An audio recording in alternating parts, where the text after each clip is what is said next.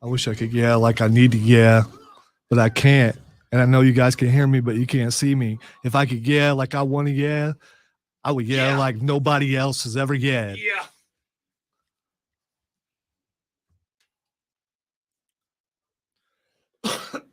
Let me talk to you. The Rob Brown Show is on the radio, ladies and gentlemen. This is the Fan Upstate. Howdy, y'all. And happy Wednesday. Welcome in. I am Rob Brown. Across from me, the Sultan of Swag, the Professor of Perfection, the Wizard of Wave, hashtag Dad Cakes, Colonel Grudge, the conductor of the Symphony of Sound. That is the Rob Brown Show. He is the alpha and the omega of the Fan Upstate. He is the great one, Lonzo, here as well. I'm going to try to forego medication for a little while, but I don't know how long I'll make it. One thing it does, it stops the coughing fits, and I'm feeling a little bit better today. Lonzo is getting his rear end handed to him this week. And I'm not the only one, because I know of some other people who allergies are just whipping it. Oh yeah, you are not alone. The boss almost had me convinced yesterday to go get the allergy test, and he's like, "It will change your life. It will help you. Yeah, you got to get shots. You're not afraid of needles, are you?" No, I'm not, but I am afraid of. I don't like pain. I know there's some people out there listening right now who might actually like pain, but I'm not one of those people. And yeah, I've seen the tests and how they have to do all that. I just no, I've never had to do one. I didn't really have allergy issues until I moved here. So I suspect people with allergies must consider this time of year in this area a metaphorical hellscape. See, and I got better when I came here. I know it's weird. And yeah, I have this problem like twice a year, but I was always sick in Ohio because the temperature's up and down. There's snow, there's not snow, there's all that. And it just messed me up. From birth, I always seemed to have a cold. Since I got here, I only have this problem a couple times a year. I fortunately don't have to deal with that crap all that much. There'll be a couple of days that it gets me, but Lonzo has looked like an extra from the Last of Us series the last couple of days, just meandering through that. I'll put it this way. Lonzo walks in the morning and, it's like, sup, Zoe? And most mornings, Lonzo has a wisecrack or a question about the wrestling the last night or whatever. And the last 2 days, it's been, sup, Lonzo? I've saved what little energy I have for the air. Well, then, we should use it, ladies and gentlemen, by doing the Rob Brown Show. We are glad to have you guys along for the ride. Phone lines open, 844-326-3663. 844-326-3663. You can text us at any point at 71307. Start your text with FAN, F-A-N, FAN, F-A-N, and we'll read them on the air. By the way, let me remind you, as I have not done so yet this week, if you would like today's show sent directly to your phone in podcast form, then you can text Fan Brown to 71307. Text Fan Brown to 71307, and it will automatically reply to you with the podcast version of today's show. So if you miss a part of the show, if you are, I can't tell you how many people have told me over the what, I guess year and some change we've been in this slot now, that, they work 9 to 12. They can't catch the whole show anymore. Then text Fan Brown to 71307 and it'll reply with a link that brings you the entire podcast version of the radio broadcast. That's a great way to keep caught up with the show. You can tweet us both. The Twitter handles are at The Rob Brown Show. That would be mine. Creative, I know, at The Rob Brown Show. Or at Lonzo on Word, W-O-R-D, at Lonzo on Word. You can also email me, rob.brown@thefanupstate.com. Those are all of the different ways that you can get in touch with the radio broadcast today. And while you're at it, make sure you follow the Fan Upstate social media at facebook.com/thefanupstate and twitter.com/thefanupstate, and keep yourself up to date with everything on the Fan Upstate. Mic drop. Wow, if I was in the moment, it would have been great. All right. A lot of stuff to get to, a lot of stuff to talk about on the radio broadcast today, but I think we have to start with this one, ladies and gentlemen. It was reported by Sports Illustrated's Ross Dellinger that there is a behind-the-scenes conversation going on in the world of college football. College football games have been running around an average of 3 hours and 16 minutes. That is up from 2 years ago when they were running around 3 hours and 8 minutes in total runtime. Oh my gosh, controversy. Stop the whole thing. It's 8 minutes slower. Well, college football is looking for ways, as are a lot of sports nowadays, to speed up the game. They want the games to go by faster. Now, I would say one way to do that would be, I don't know, maybe cut the 6-minute commercial breaks down to 4. Can't do that. That would cost money. Correct. Come on. And at the end of the day, the advertiser dinero is worth more than the game itself. Dollar bills, y'all. Dollar bills, yo. So college football is looking at ways to make the actual game go actually faster. And they've come up with a couple of solutions. A couple of solutions to this. They have on the table right now, though according to Ross Dellinger of sportsillustrated.com, they have not put these forward to any actual competition committees as of yet. The non-controversial proposals include no longer allowing consecutive timeouts. If you call a timeout, the next play must be run before you can call another. The icing the kicker rule. So you can't ice the kicker more than once. You can ice the kicker one time. You cannot call back-to-back consecutive timeouts. The other one that does not seem to be gaining much controversy is that they will no longer extend a first or third quarter for an untimed down if the quarter ends on a defensive penalty. Instead, the down would be clocked starting the next quarter. All right, those aren't awful.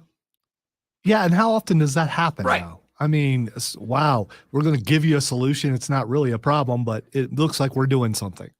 Correct. And again, in some of the games, listen, if you've got a game, and keep in mind, this is not, these rules are not being considered, discussed, and potentially implemented because they want Robin Lonzo to be able to get more football in during the day. They are being implemented so that they stop having afternoon games bleed into late afternoon games and stop having late afternoon games bleed into evening games and covering up valuable commercial time, right? So no consecutive timeouts is primarily going to impact a game that is closer tied down at the very end, right? And those are the games that have the most likelihood of being extended by clock management that would involve consecutive timeouts. Changing up the end of the quarter, right? If the first or third quarter comes to its conclusion with a defensive penalty, traditionally, the offense would have an untimed down added on, which effectively means they're in no hurry to run that play. That could add another minute and a half, 2, 3 minutes onto a broadcast. So instead, they will clock it on to the beginning of the next quarter, the second or fourth quarter, so that you can have that clock running. But then there are some other proposals on the table, and these are getting a little bit of pushback. The third proposal, and this one, interestingly, is getting quite a bit of support. The clock would continue to run after an offense gains a first down, except inside of the final 2 minutes of the half. So basically, NFL rules. Yeah, they need to get rid of that anyway. I mean, I kind of like it, but at the same time, that will speed things up. This would absolutely speed things up. But I think if you're getting rid of it, you get rid of it altogether. There shouldn't be any circumstantial things where, oh, well, we can do it here. No, just get rid of it altogether. I don't mind it. I don't really have strong emotions about it being kept consistent inside the final 2 minutes of a half. It's like, all right, that's the way the game's always been. That's what college football is. That's how guys have gotten used to it. You guys know my stance on tradition, right? Which is why you should be okay with getting rid of it altogether. I am. I mean, if you want to get rid of something, you don't. I mean, just get rid of the whole thing. It really. How often does it help? I mean, I guess it depends. First off, you'd have to define what the word help means. Well, I mean, the guys on the sidelines who, run the markers just need to be in better shape. That's, I mean, I don't know, man. Some of those guys are ancient. Yeah, if it's a workout program, whatever it takes, some good cardio, they're just going to have to move now and not have to meander. Some of the guys working the chains are seasoned. All right, you've worked chains before. I have. I have not, because I want to avoid some sort of thing where I get tangled up in the chain and fall down and everyone laughs at me. So I could never do it. Don't put yourself in that situation and it'll never happen. So how quick do you have to move? I mean, pretty quick, right? During the course of the game. Yeah, I mean, like when the ref spots the ball, you need to be ready to stick the sticks. I mean, you're walking really fast 10 yards and then you're standing still for a little while. It is more frustrating to be the guy who marks the line of scrimmage with the little orange arrow, right? Because then you've got to be precise and you're up and down and up and down and up and down and up and down all game. Being on the chain gang is not terrible, and you have the best seat in the house, right? The only guy with a better view than you is the line judge. Anyway, the proposal is the clock will continue to run after an offense gains a first down, except inside of 2 minutes and a half. And I don't have any problem with that because I've never really understood. And again, whatever. This is a whatever rule to me. I've never really understood why the clock stops to reset the chains, right? Like the chains will get there. Put them on the hustle bus. The chains will get there. Why are we stopping the clock after an earned first down to reset the chains? Just let the clock run. The ball is still in play. Just let the clock run. But we'll come back to that because the fourth change is the one that everybody's up in arms against. And the fourth proposal would see the clock continue to run after an incomplete pass once the ball is spotted for play. So incomplete pass, right? Quarterback throws to the receiver. The ball's incomplete. The clock would stop on the signal for an incomplete pass.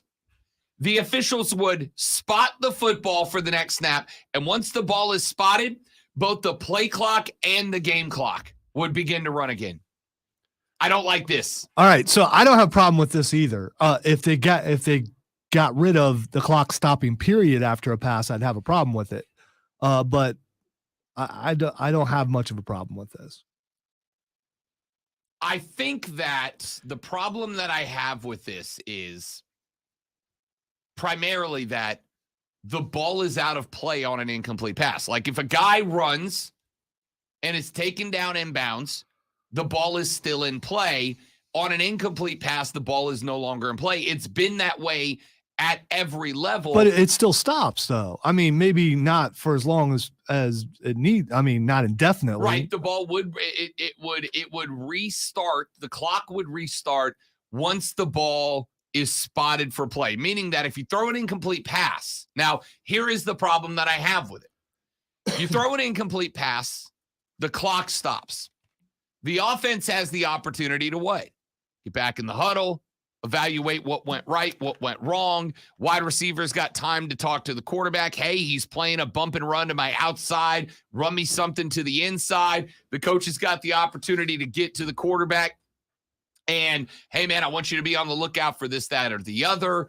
There's opportunity for the offense to adjust what they're doing. Whereas if the clock is going to start running again, they don't have that opportunity. It's rapid fire. You're running a 2-minute drill that's not necessarily a 2-minute drill. How long does an NFL game go? I'm curious about that. Does an NFL game go quicker or about the same? Because some of these guys are moving up to the NFL. So you're teaching them bad things before they go up to the highest level. The average American National Football game at this point is a tick over 3 hours. So it's about 11 minutes shorter. So you would think that if you want to be faster, you look at the highest level and how quick that level goes and just adopt all those rules. Boom, taken care of. You don't have to do anything special. You just do what the NFL does and you're done. I honestly wouldn't disagree with that. I mean, just adopt the NFL rules. Like, just do it the way the league obviously does. It works. They're not talking about speeding it up. But again, they're not doing this for fan enjoyment, right? Like, let's be honest. If I told you that your favorite college football team's playing a game this weekend, the length of the game going from 3 hours to 3 hours and 16 minutes is not, if you've blocked off 3 hours to watch a game, you've blocked off 3 hours and 16 minutes. Nobody's walking away over the 16 minutes. They're doing this for the television sponsors and all that. I don't like fundamentally changing the way that the clock works in favor of making sure that we can fit in all the commercials and get to the next game in time. Like, cut out how many. I have not obviously crunched these numbers, but there is a part of me, the masochist part of me, that wants to go pull a random college football game from last year's and set the timer for all of the incomplete passes. You can't do this, obviously, because if we do this, it changes the entire strategy of an offense. But set the number of minutes between an incomplete pass signal and the offense snapping the next football and see how much time it's honestly going to save. And I'm sure the answer is probably going to be like 8 or 9 minutes, right? Over the course of a game. I'm sure it would, I don't know if it's 8 or 9 minutes, but it would be a lot of minutes. It'd be a handful of minutes. So, but you're changing how, kids are taught a certain way all the way up till they get to this point, and then you're changing it. And then if they make it to the NFL, it goes back to what it was that they learned the whole way. Not necessarily, because I know like a lot of and every state high school overseer system is different. Right? Like, I know the clock rules in Florida are different than they are in South Carolina. So I'm not going to necessarily hold on to the argument that, we're doing it one way, then we're doing it another way, then we're going back to the old way. Listen, if you want to go to the league from college, you learn the league rules. If you want to go to college from high school, you learn the college rules. That's part of the game. Part of any game is learning the rules of the game and how to play and win within them. What I don't like is, like I said, changing the philosophy of the game. You're changing the entire philosophy of the game in order to make sure that you fit in television commercials. Is this rule better for fans, right? Because that's how they dress it up. These rules are going to be dressed up as, we're trying to do this for fan enjoyment. We don't think fans want to sit around and watch a 3 hour and 16-minute game. It's like, yeah, dude, we're going to do that. We're already doing it. Your viewership numbers are not going to go up because the game is now 302 instead of 316. It's not going to happen. So are there like a large amount of voices whining and crying and screaming that the game needs to go faster? No, I honestly, I don't know where the hell these are coming from. Yeah, because I mean, I haven't heard about this in forever. Three of these rules effectively bring college football more in line with the NFL, right? It creates a more NFL clock style situation. College football, according to Dellinger, conducted a field study last season to ascertain the impact of the proposed changes. A running clock after a first down, as the NFL does it, according to this study, would eliminate 7 to 9 plays per game on average. A running clock after an incomplete pass, and I guess this is also part of it for me. The study says a running clock after a first down eliminates about 7 to 9 plays per game. A running clock after an incomplete pass would eliminate 14 to 18 plays per game. So if both of those go into effect, you are looking at cutting out between 21 and 26 plays per game. Why? Like, at the end of the day, we know the answer. With everything in college sports, follow the money. The reality is they want to cut this down so they can make sure they can bang through all of the commercials that have been paid for to put in front of your eyeballs and make sure that they can flip to the next game in time to get all the commercials that were paid for during that game in as well. That's all this comes down to. And when you get to the point that you are changing up the philosophy of the game, right? If you tell an offensive, if you told TCU from last year, and obviously TCU got hammered in the title game, but TCU won some games to get them in there. If you told TCU, Lonzo, last year, a fast-paced, wide-open offensive team, that they were going to lose 14 to 20 offensive plays per game, how do you think they're going to feel about that? I don't believe that they would be pleased. No, they would not. You are changing the philosophy of the game for advertisements. That's what we're doing. Do what soccer does. Run a video board around the outside of the field that runs commercials on it. Cut yourself out 6 minutes that way. Hey, Avis, instead of running your commercial, we're going to have a little car that drives around on the digital billboards somewhere around the field. That'll be your spot, right? You are changing the current philosophy of the game, the way that the game works, in order to make sure you have more advertising revenue fitting time. And that's where you lose me. It's where I'm not on board with it. All right, let's take a break. My name is Rob Brown. Lonzo's on the glass. If you would like to join us, 844-326-3663. Text us 71307, 71307. Bill, the Uber driver, says, Rob, if games were 3 hours and 26 minutes each, there would still be no difference in viewership. We Americans are mindless over football. Yeah, this is not about the fans. This is about making sure they can fit in all the advertisements they want. Texas says, what about keeping the clock running after you get a first down? That is one of the proposed rules. I got no problem with that. The ball is inbounds in play after a run. So let the clock run if it's in play. I'm good with that. And Hurricane Jeff says, good morning, fellas. Have a great show. Good morning, Jeff. Appreciate you listening. I want your thoughts on these proposed rule changes, and I'll take them when we come back on the Rob Brown Show in the Fan Upstate. All right, guys. Be back in 20 seconds.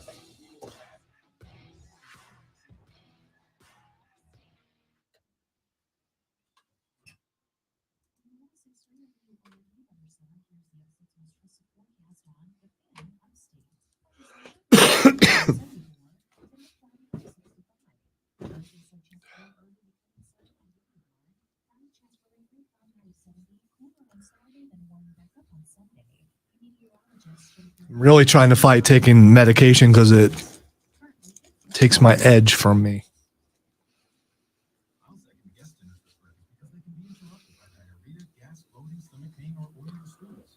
out I have EPI, or exocrine pancreatic insufficiency, which means I'm missing the enzymes needed to digest food. My doctor prescribed Creon, pancrelipase, an oral prescription medication that replaces pancreatic digestive enzymes. Creon treats EPI due to cystic fibrosis, chronic pancreatitis, pancreatectomy, or other conditions. Creon may increase your chance of fibrotic colonopathy, a rare bowel disorder. Tell your doctor if you have a history of intestinal blockage or swelling or thickening of your bowel wall. If you're allergic to pork, or if you have gout, kidney problems, or worsening of painful swollen joints. Call your doctor if you have any unusual or severe gastrointestinal symptoms or allergic reactions. Take Creon as directed by your doctor and always with food. Do not chew capsules, as this may cause mouth irritation. Other side effects may include blood sugar changes, gas, dizziness, sore throat, and cough. These are not all the side effects of Creon.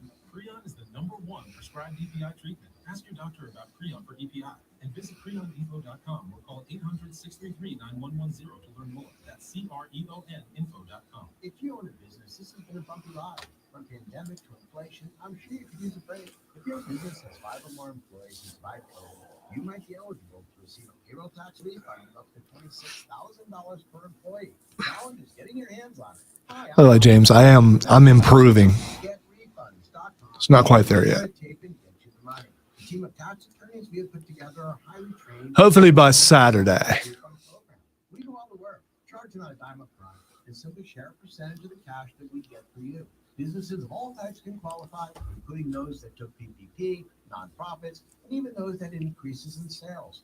We have helped return over $1 billion to businesses, and we can help you too. Just go to getrefunds.com/sports, click on Qualify Me, and answer a few questions. This payroll tax refund is only available for a limited period of time. Don't lose out. In the end, Rob is right about the rules changes. This is about being able to squeeze in more advertising dollars. It has nothing to do with really making the game faster.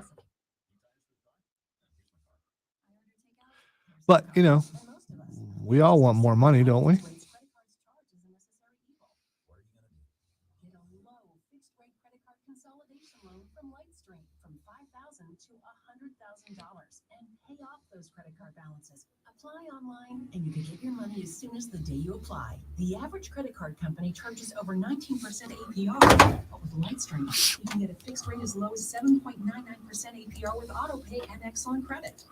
Rob said he'd be back in 20 seconds. I think he got lost. Apply today at lightstream.com/radio and get an additional interest rate discount. That's lightstream.com/radio. Lightstream.com/radio. Subject to credit approval. Rates range from 7.99% APR to 23.99% APR. Includes 0.5% autopay discount. Lowest rate requires excellent credit. Terms and conditions apply, and offers are subject to change without notice. Visit lightstream.com/radio for more information. With Spectrum Mobile and the epic new Samsung Galaxy S23 series, you get the fastest Samsung phone delivery in faster speeds. With Spectrum Speed, trade in the Spectrum and get $600 off the new Samsung Galaxy S23. Kevin, as far as the running clock, like a lot of coaches aren't going to go for that. Because if you're a Clemson and you pay a Furman to come in and take a butt whooping, like you're paying them for a tune-up game. You're paying them to run as many plays as you can run.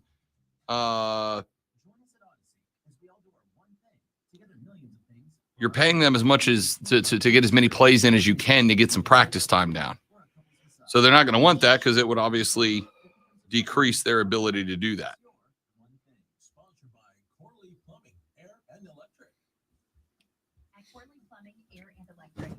It is a labyrinth, by the way, James.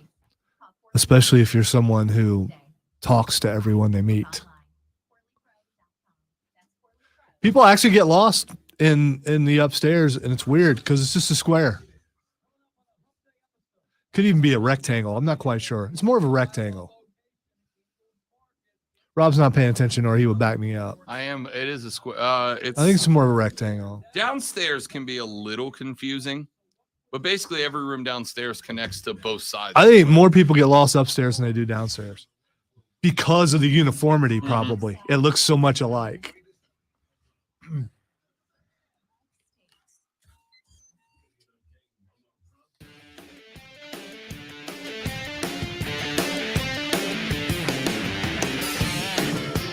The Rob Brown Show rolls on. It is the Fan Upstate. Rob Alonzo with you. Let's stick with college ball for just a minute, shall we? The Sunshine State of Florida and Governor Ron DeSantis have taken a step that I do believe is going to have massive repercussions across college sports. The state of Florida, late last week, updated its NIL legislation. There were a few things that happened, but the biggest one was that they have pulled back restrictions and allowed universities to provide additional entrepreneurial workshops to their players. Ron DeSantis signed HB 7B, the Intercollegiate Athlete Compensation and Rights Act, into law. Standing next to him when he did it were the head coach of the Florida State Seminole football program, Mike Norvell, and the head coach of the Florida Gator football program, Billy Napier. FSU athletic director Michael Alford said, quote, "This is an important and necessary step in the NIL process to bring us more in line with what is happening around the country. We will always make what is best for the student athlete our top priority." Some of the changes that take place with this legislation going through. Schools, teams, and coaches will now be allowed to help facilitate deals for players.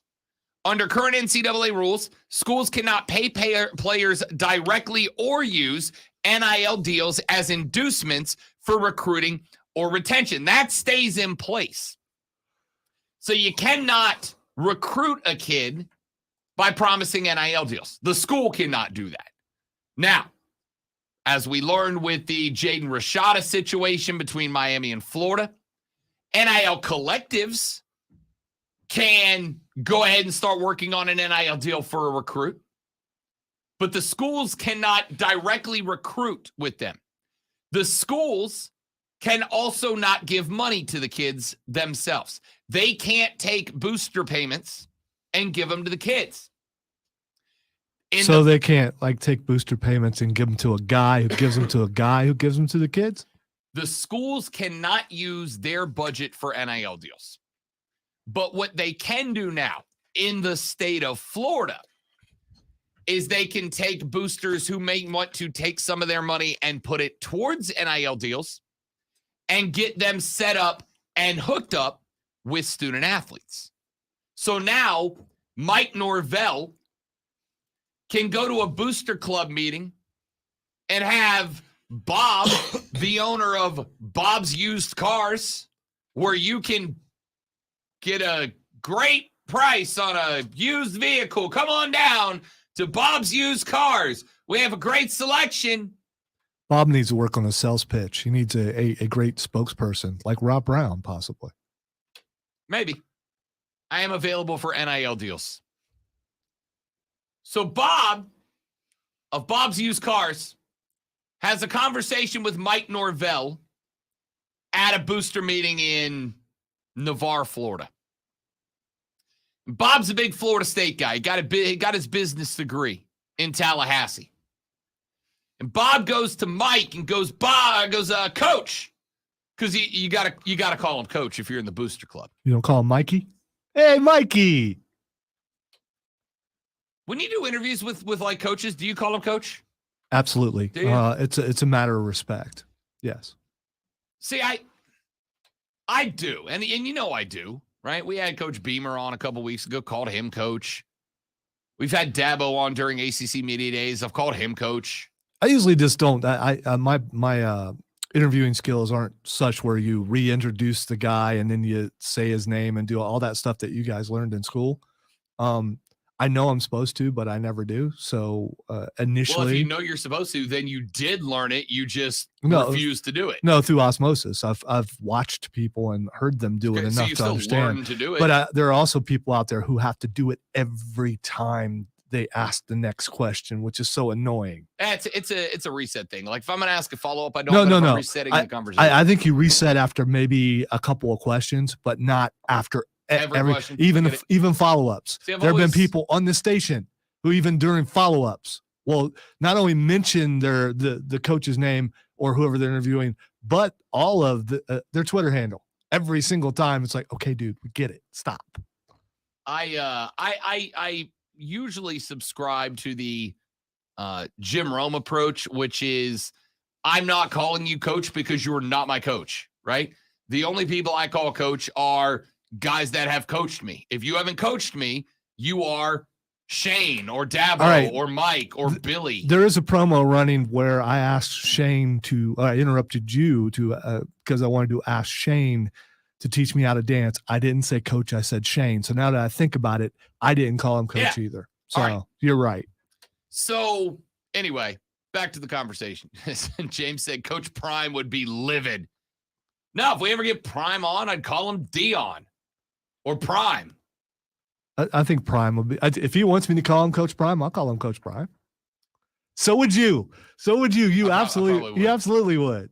The other thing is, if I'm like, I think that is coach like doctor? I mean, I don't know. If you are a doctor and a coach, which comes first? Dr. Coach Prime? Yeah. I mean, I don't know. DMD. All right, let's get back to this conversation. That's a train wreck I've established. It's not. It was both informative and entertaining. I'm so glad that I was there. So Bob walks up to Mike Norvell at the booster meeting and he goes, Coach, I know you've got that 5-star coming to town and he's leaning towards the Knowles. I just want you to know that if you can get him to be a Knoll, then I would like to get my name attached to an NIL deal with that 5-star. In the past, Mike would have had to say, I appreciate that, Bob. Why don't you get in touch with the Garnet and Gold Trust or Seminole Collective or whatever the collective's name is in Tallahassee and run it through them. They're the ones that can get you set up with that. But now, in the state of Florida, now Mike can tell Bob, you got it, Bob. I'll have old 5-star get you a phone call when he signs on the dotted line. Now, I can't tell him about it until he signs on the dotted line, or else that would be a major NCAA infraction, and we don't do that here in Tallahassee, Florida. I wasn't watching. Did you wink? No, I did the head nod. Oh, okay. All right. We don't do that here in Tallahassee. But once he signs on the dotted line, once his NLI, the National Letter of Intent, is in the bag, and old 5-star is a Knoll, then I will have him get in touch with you. I will have him reach out to you. I will have him get hooked up with you, and you guys can make it work. You guys can get it figured out. That is now legal in the state of Florida. However, attached to that, and this is what I think is good. I went and got my hair trimmed up yesterday. I was having a conversation with the guy cutting my hair, and we were talking about this because he's kind of in Lonzo's spot of like not a fan of the concept, but it also is in play now. So we just all live in that world and we have to accept it.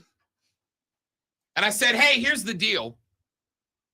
I'd make you a trade, right? Because one of his concerns was, and I've heard this one a bunch, his concern was, what do you do when you take a 17-year-old high schooler who has exceptional football talent, but he comes from nothing, and he signs a deal for 6 figures to play college football? And then he goes through college football and he blows through all that money. What do you do if he doesn't make it to the league? And my first response was, as it is to the majority of complaints that I still get about NIL, if you are making this complaint and you don't have the same complaint for any other line of work, then I dismiss it, right? Then I dismiss it. If you don't ask the same question about radio talk show hosts and plumbers and electricians, but you say it about college football players, then you're not arguing from a position of true concern. You're using that as a I don't like NIL foundation to lean on. And it's not a good one. It's cracked. But I said the other aspect of this would be, you know what I would be on board with? If you are an athlete who signs an NIL deal, the university should also provide financial literacy classes. In fact, I would even go so far as to say, if you sign an NIL deal, financial literacy classes should be mandated. Frankly, I think they should be mandated anyway. I took some dumbass classes in college on the way to my master's. I don't have a master's. On I the was way to gonna my say, degree. What? You got a On the way to my master's? I did not master's. know about that. Yeah. You don't want to spread those false things. Got a little ahead of myself. Yeah, you did.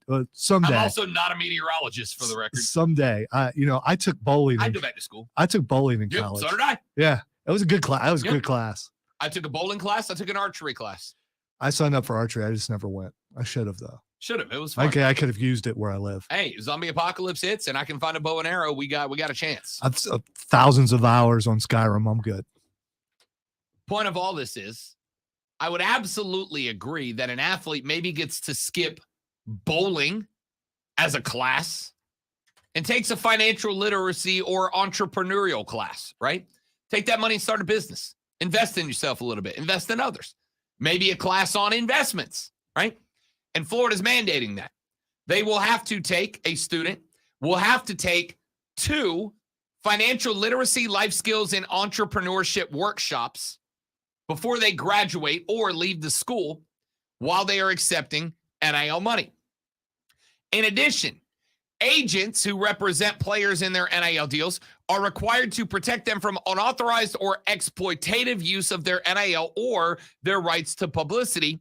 And coaches in schools are not liable for any damages to a player's ability to earn NIL money as a result of their decisions. So if, for instance, if let's say that one of the best college basketball players in America was to have theoretically brought a gun to one of his teammates that was used to shoot and kill a woman a few minutes later, that might be a hit to the image. And if that player did that, took the hit to the image, and then was unable to get an NIL deal because no one wants to be connected to that situation, the university is not liable for that. That athlete cannot go back to the school and sue them because the school is not hooking them up with NIL deals, right? So they protected themselves a little bit with that as well. I got no problem with it. Now, the question got asked to me yesterday, why is Florida doing this now? Why is this the move that they're making? And it's for 2 reasons. Number one, when the NIL deals started up, when the NIL era began, Florida was one of the first states that truly embraced it, that jumped out ahead of the curve and said, this is a massive opportunity for college athletes. We would like to get out front of this whole thing. And so they were one of the first to go ahead and say, thumbs up to NIL. But because the NCAA has done such a boat job of laying down regulations on how this whole thing should work, Florida put its own guardrails into place. Florida put its own protections into place, both to protect the players and the universities, while this, and I've heard it called a lot of times, wild, wild west situation worked itself out. They put these guardrails down, where here we are a couple of years later. A lot of the major concerns have either been answered or major problems have been identified. And Florida said, okay, we now know how we can protect the liability of the schools. We now know how we can protect the future of the athletes. Let's take those guardrails down. Let's open the road up a little bit, and let's see where we go next. Because Florida recognizes that being out front of NIL is going to make the university systems within the state better off. It just are. And that's what they're doing. That's all this is about. All right. Looking for your thoughts. 844-326-3663, 844-FAN phone. Text us 71307. Start your text with FAN, F-A-N. Hurricane Jeff said the financial literacy class is a great idea. We hear about so many athletes that leave their chosen sport after so many years and have not managed their finances well and are broke, even though they were paid millions of dollars during their lifetime. It should be mandated. And that's what Florida's doing. No problem with that at all. Your thoughts are welcome. We're back after this on the Rob Brown Show on the Fan Upstate.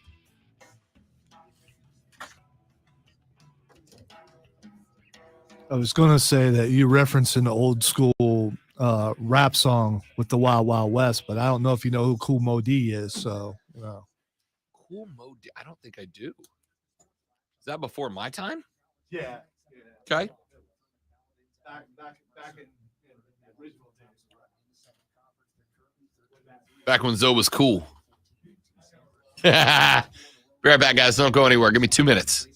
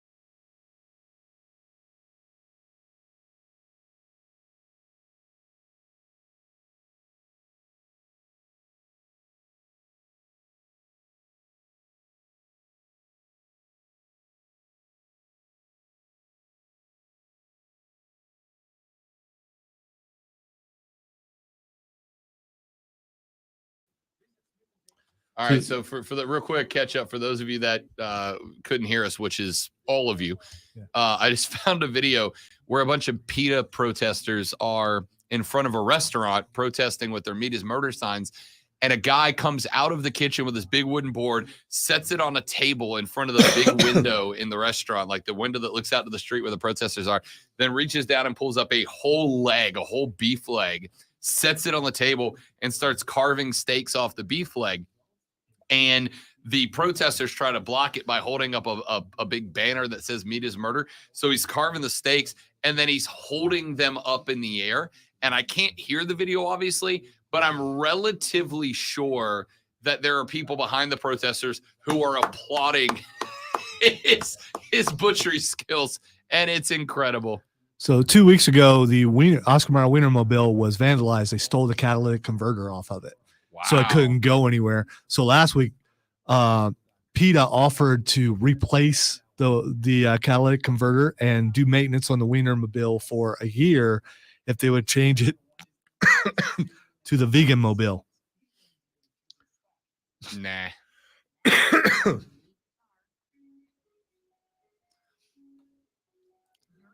Wait, who steals the catalytic converter off of the Wienermobile? Wienermobile? I mean, you know. Have you seen that thing up close? How'd they get under it? Because if I remember right, it's pretty. There might be a jacked one somewhere where they got some serious wheels on the side of it.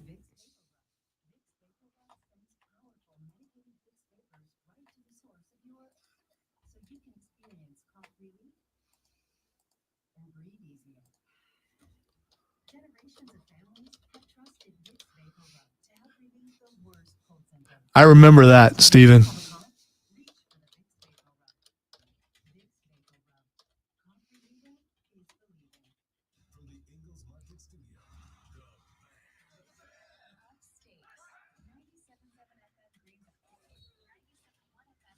I'm going to take your word on that, Kevin. I think I've tried hummus once. Tofu ain't happening. Because there was an episode of Teen Titans where, you know, the tofu came alive. It was very disturbing.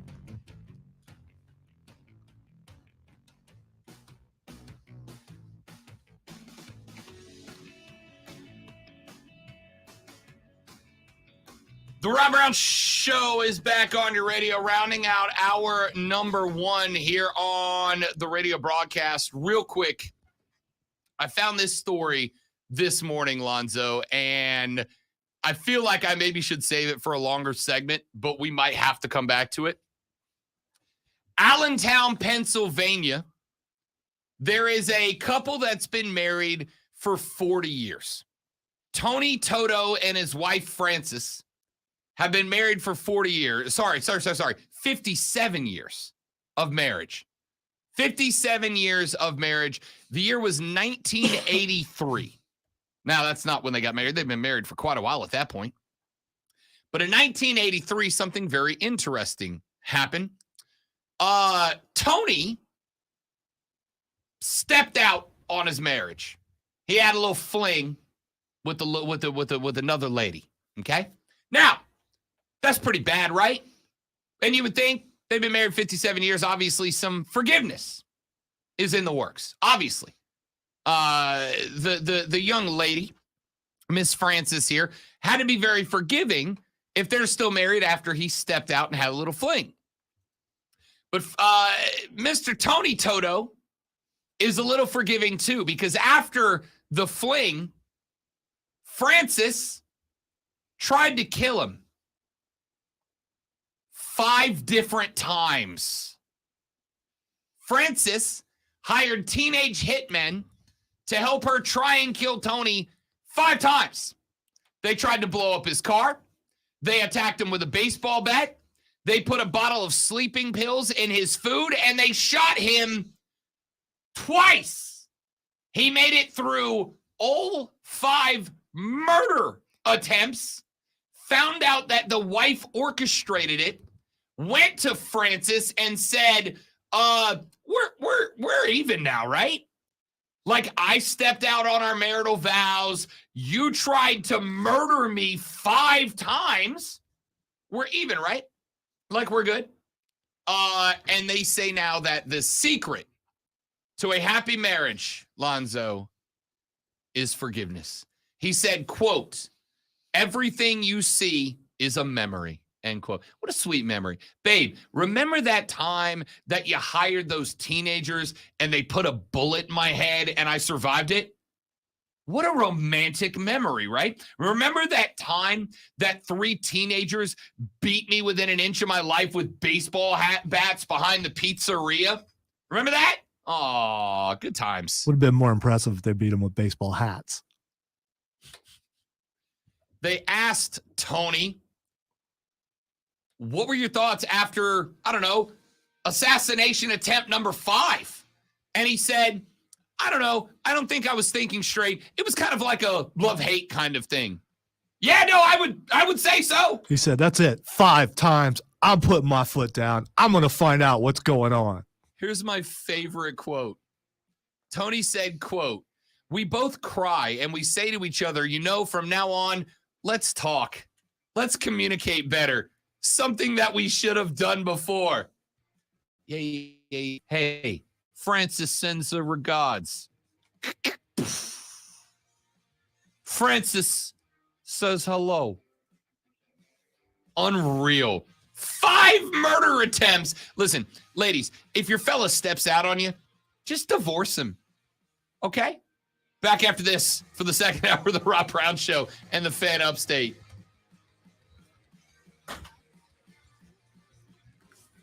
Killing someone with a 47 brand hat. I don't know, man. Those flat bills, some of the new ones got some weight to them, you know? My one of my next door neighbors growing up paid some of the neighborhood thugs to take her husband out.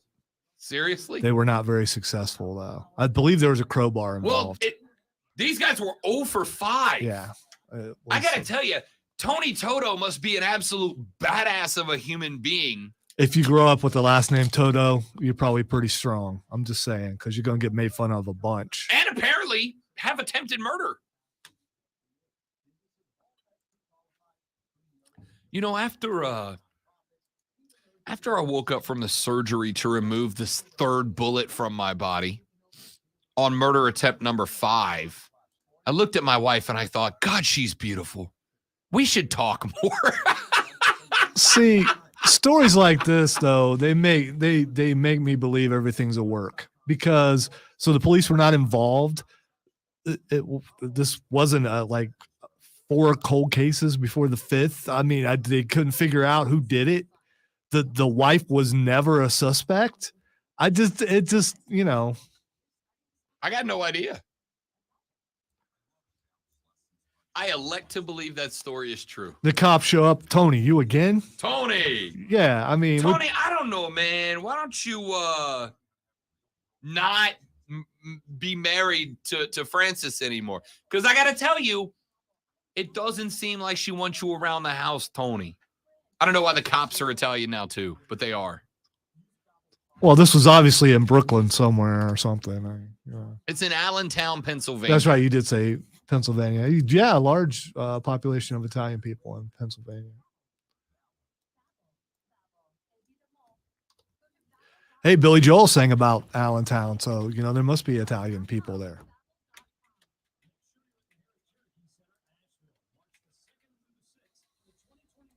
The Allentown mob is legit, ran by Francis.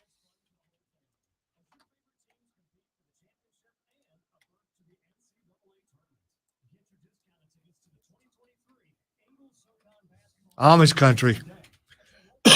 Now, I think that's like farther up north, isn't it? In Pennsylvania?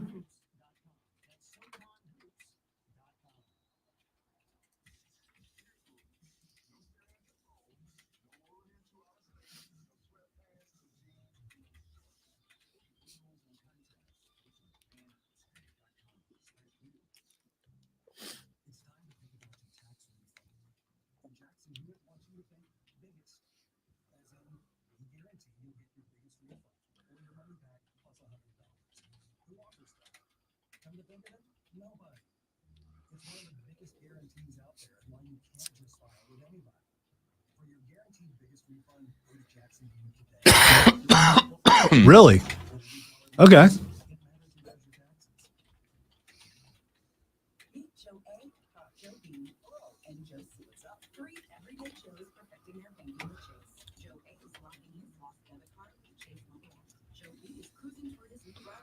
That doesn't mean that there's no mafia there, James, because everyone knows about the Amish mafia.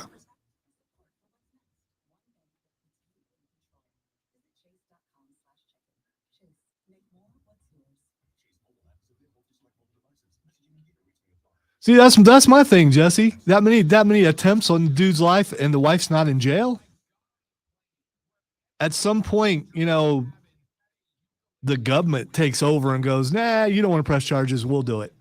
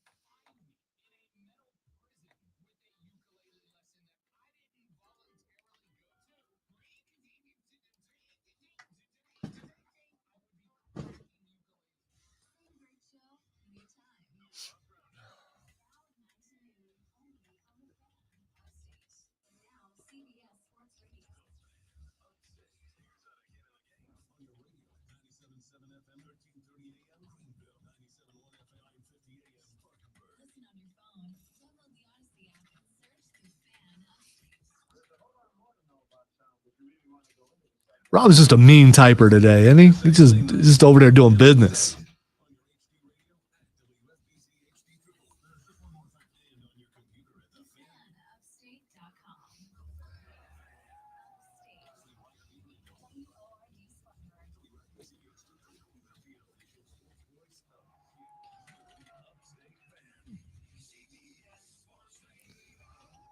just a tad early.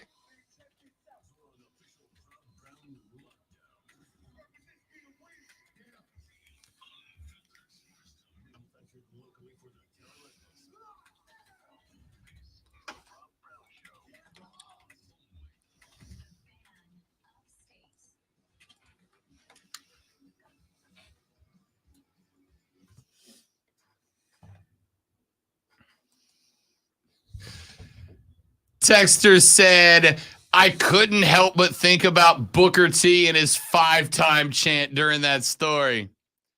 Francis Toto, 5-time attempted murderer.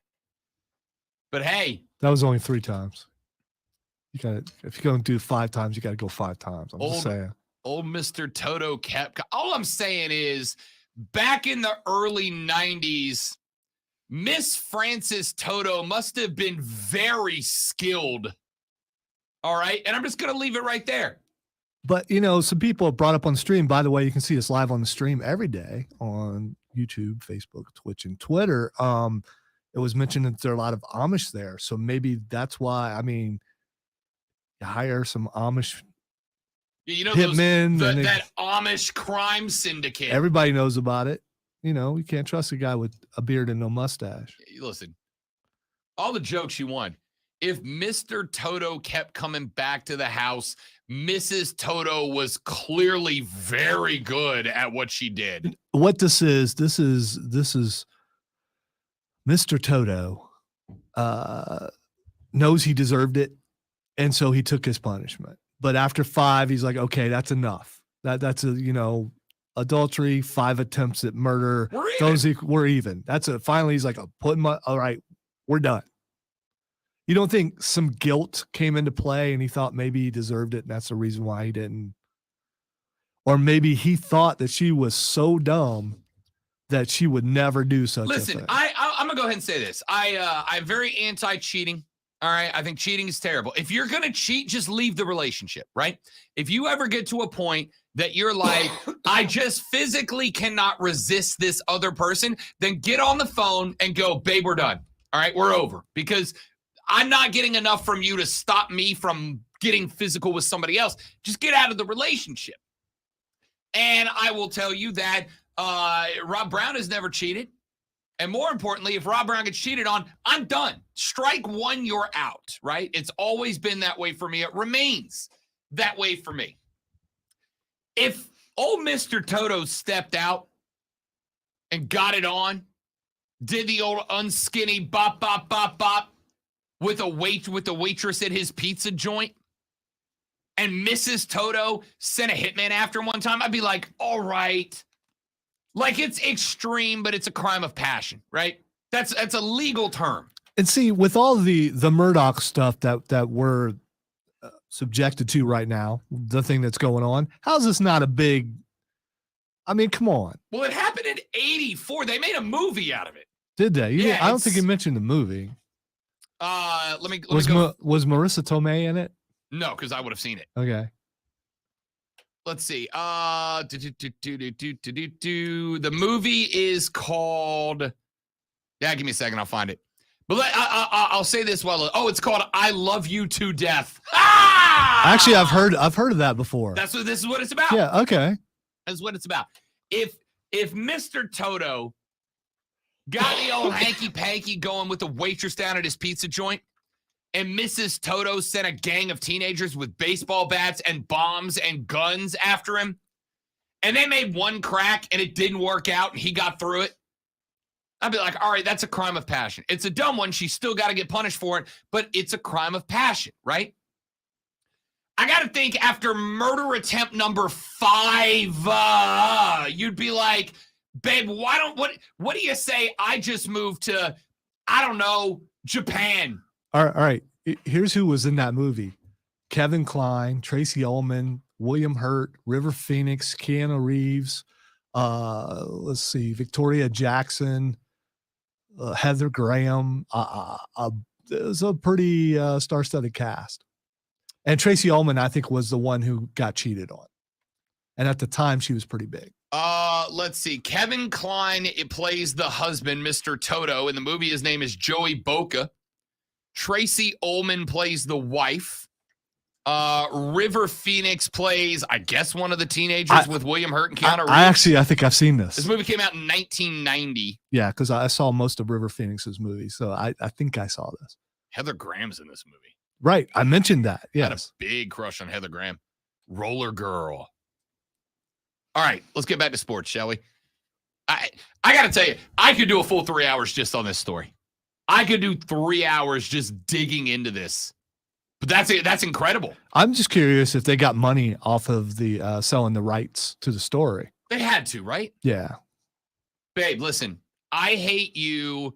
You tried to murder me 5 times, but we might get real rich if Kevin Kline plays me in this movie and we just stick it out for a little while. Let's just convince everybody we're happy. We'll make a few $1 million off a movie and go from there. Then we can live in separate wings of the house. Yeah. We're good. We'll have a big house. We'll have the wing of people who tried to murder me, and then we'll have my wing. How about that? That sounds good, right? You and your bombs and your guns and your poison pills can go sleep over there. And me and my 97 padlocks on my bedroom door will sleep over here. How do you feel about that? Sound good? Thought so. All right. Let's get to some more stuff, shall we? Let me get some sound in Rot Her real quick, if you don't mind, Lonzo. Let me go to I got a couple of different clips I want to play here. Let's go with Nate Oates. I'm going to blame my illness on being ill-prepared. I apologize. If you would like me to leave the room right now, I will. No, that's fine, because I don't want to have to walk over there and play the audio myself. It's loading. That's fine. I got behind because the computer needed to be rebooted because of, updates. Alabama, the basketball team, is not only having a really, really good year, but they are projected number 1 seed in the NCAA tournament. And if they're able to win out and make a push to the SEC championship, there is a improbable but theoretical reality where Alabama could be the number 1 overall seed. But there's a little drama going around the basketball program in Tuscaloosa, Alabama right now. Why? Because if you'll remember, we go back a couple of months. Bama had a young man on the team by the name of what was the player's name? Darius Miles. Darius Miles was on the basketball team. Darius Miles is now not on the basketball team because Darius Miles shot and killed a young woman outside of a Tuscaloosa bar just off campus near Bryant-Denny Stadium, the football stadium in Tuscaloosa. There was an altercation outside of a sports bar involving Miles and one of his childhood friends from Baltimore, Maryland. The altercation got heated. Miles produced a handgun, shot 8 shots into a parked Jeep, and then left. He ended up striking and killing a young woman that was inside the car, 23-year-old Jamia Jonay Harris. Well, now there's a new wrinkle in the story. Alabama freshman basketball standout Brandon Miller is in the National Player of the Year running. Brandon Miller might win a bit of hardware and is a projected NBA lottery pick. The dude can flat out ball. Well, during the trial for Darius Miles and his cohort, Michael Lynn Davis, Tuscaloosa detective Brandon Culpepper testified that Miller was involved as well. After the altercation, so Miles and Miller, along with Davis, the other man involved in the actual shooting, were in line at a club in Tuscaloosa. Brandon Miller left because the line to get in, the wait to get in was too long for his liking, so he took off. There was an altercation, and according to Brandon Culpepper, the detective that testified yesterday, it was at that point that Miles texted Brandon Miller and said, hey, bring me my gun. So according to the testimony, Miller got Miles' gun, brought him the gun, and then utilized his vehicle to park in a way that the Jeep was a bit trapped and unable to leave the scene. Miles went up to the car, got into another yelling match with the man behind the wheel, who was identified, I believe, if I recall correctly, as the girlfriend of Harris, then pulled his gun and shot 8 rounds into the Jeep. A couple through the door, then he ran around the back of the car, continuing to fire into it as he did. The man in the car pulled his gun, fired back. Two of the bullets hit another car in the area. And unfortunately, it was Harris who was struck and killed by all this. Miller has not been charged for being involved. And according to the testimony of the detective, there is nothing that they could charge him with, right? He was not a known accessory. He brought the gun, but he did not know what the gun was being used for. And of course, in Alabama, you're allowed to have a gun. So because he did not know what was happening, he did not know that there was going to be a shooting, and he did not know that the gun was going to be involved in all of this, according to the letter of the law, there's nothing he can be charged with. He has cooperated with the investigation. He gave his interview. It's gone to trial. And there are no other suspects in this case. Nate Oates is the head coach of the Alabama basketball team. This testimony came out yesterday. Nate Oates had a press conference scheduled, and yes, it may shock you to find out that journalists wanted to find out Nate Oates' opinion on all of this. This is what Nate Oates had to say in that press conference.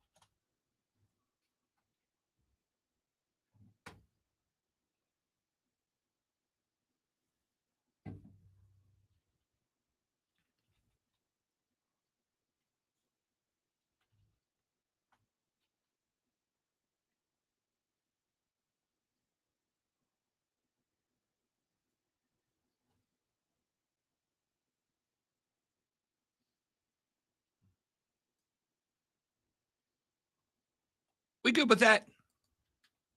Are we good with that? I know it's crappy audio.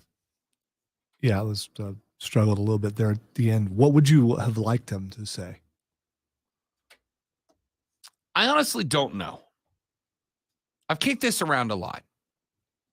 I don't know.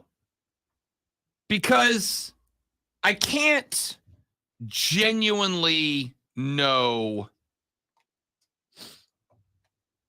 that Miller knew or didn't know what was going on, right?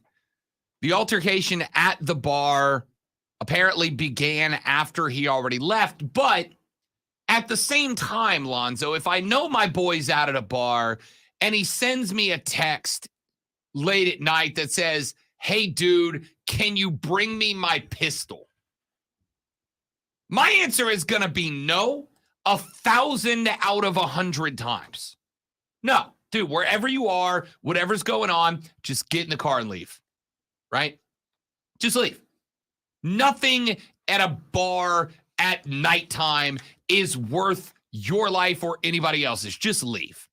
But also, I'm not an 18-year-old freshman phenom basketball player. I was an 18-year-old and I was an idiot, right?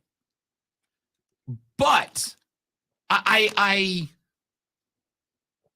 it just felt like Nate Oates had an opportunity in the face of what I think it's fair to label a tragedy, the needless taking of a life over what?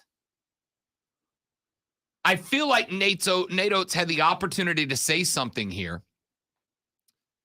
And instead, I think he took the route of self-preservation, right? Because here's the deal. Brandon Miller is the largest reason why the Alabama Crimson Tide basketball team is a 1 seed in the NCAA tournament.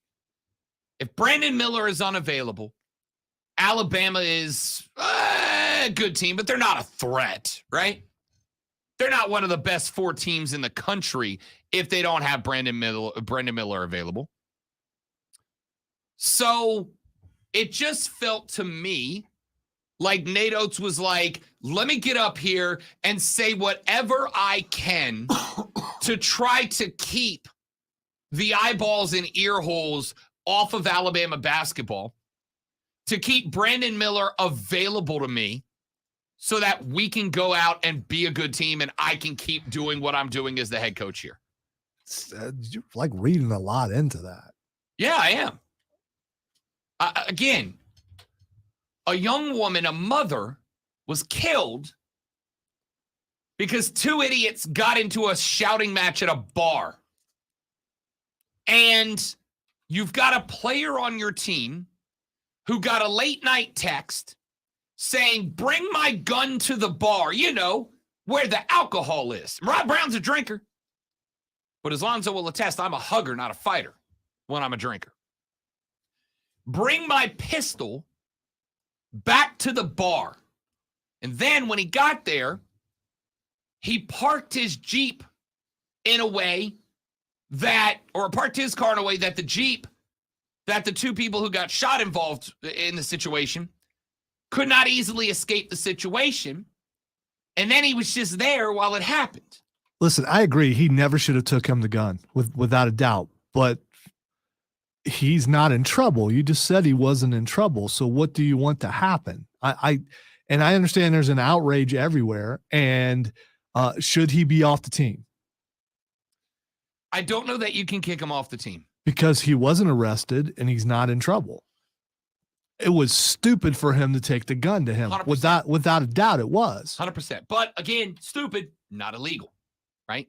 Not illegal. At least as far as I understand. Now, I don't know all of the gun laws in the state of Alabama. I've never lived there. Okay? I don't know what they are. My first thought, this texter said, Rob, in my opinion, he should be charged with accessory to murder. And that was my first thought too, right? But at the same time, if this detective from the one of 2 things happened here. The Tuscaloosa detective said he didn't do anything illegal, which means one of 2 things happened here. Either A, he didn't do anything illegal, or B, conspiracy theory tinfoil cap on, he did something illegal, but there's a bunch of big roll tiders in the police department, and they're like, we can't lose this dude because then we can't win the tournament, and we want to win the tournament, so we're going to find a way to make it not illegal. I acknowledge that's a big tinfoil hat conspiracy theory. So I'm not believing that. It looks like he didn't do anything illegal, right? Bring me my gun. Okay, deal. Done. There's nothing wrong with it. As long as it's everybody's checked out and permitted or whatever they have in Alabama, as long as no rules were broken, even if it's dumb. No, we all acknowledge it's stupid. The only thing I'm saying here is Nate Oates could have said something. He could have said something important. I don't know what it was. I'm not an orator. I'm not in Nate Oates' shoes. But I feel like he could have said something to really weigh in on a situation that is tragic and it's dumb and it is all too unfortunately common with young athletes who get into this lifestyle and make these dumbass decisions. He could have said something that maybe would have struck a chord with the young athlete that down the road could have gone, maybe I shouldn't roll that way, right? Maybe I shouldn't be strapped at a bar outside the stadium and getting into it over dumb ego fights. And instead, he decided to do the best he could to not lose his best player before the NCAA tournament. He did everything he could. Am I reading into it? Sure, I acknowledge that I am. But it sounded to me like a guy doing everything that he could to protect himself from losing his cash cow player weeks before the NCAA tournament, instead of one of the most visible coaches in the college basketball world stepping up and going, I can do and say something to stop this kind of bull boat from happening around college athletics, as it all too commonly does. Would the outcry be greater if he kicked him off the team? In Tuscaloosa, right? And again, I'm not even saying he needs to kick Brandon Miller off the team, right? I'm not even saying he needs to kick Brandon Miller off the team. But he can damn sure address this further than, well, the cop said he's not in trouble, so, we're done with it.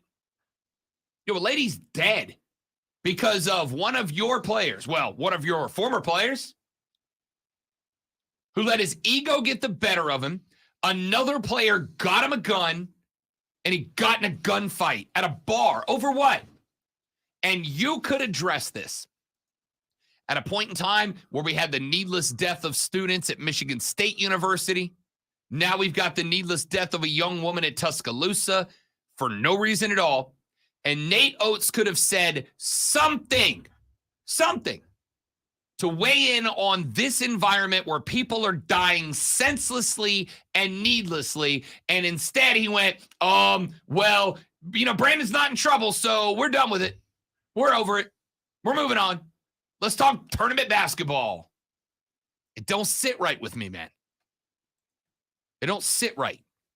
You have got a platform that you can speak to generations of athletes moving forward and talk to them about the danger that getting into that crap brings to you. You've got a player who's likely going to be spending the rest of his life in jail on a murder charge. You could talk to basketball players that come from that and talk to them firsthand about how dangerous that lifestyle can be. How it can take everything from you if you don't break out of that. And instead, you decided to take the route of self-preservation so that you don't lose your best player so you can win some basketball games in the tournament. Man, it just doesn't sit right with me. It just doesn't sit right. Texas says it's probably that they can't prove he knew the gun would be used for something illegal. He could say, I thought he was going to sell it or something like that. Exactly. The defense there is, I don't know why he wanted the gun. Maybe he was going to sell it. Maybe he was going to trade it.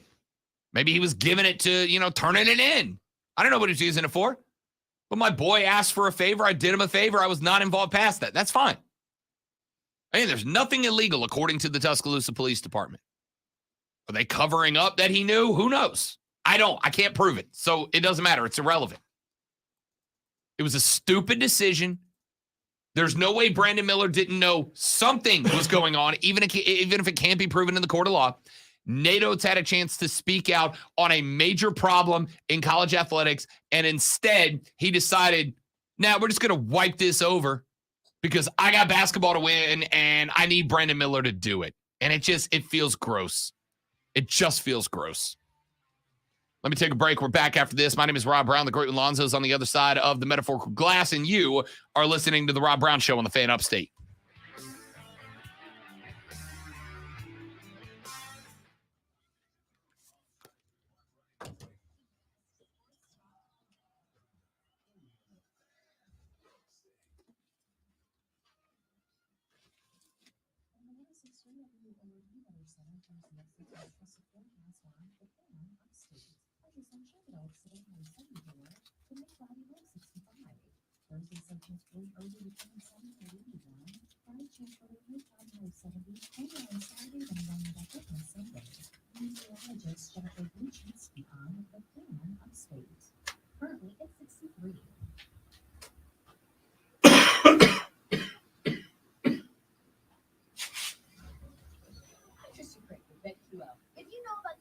Canyon Antelopes, it's probably because of their wild home court, which is about as raucous a stadium as anywhere in college basketball. But almost no one has been better to the over than the Lopes. They are an astounding 20-6 to the over this season for a 77% cover rate. There's still enough season left to take advantage of this trend, so play Grand Canyon overs even in the postseason. How you beat the Lopes? How long does it take to tackle a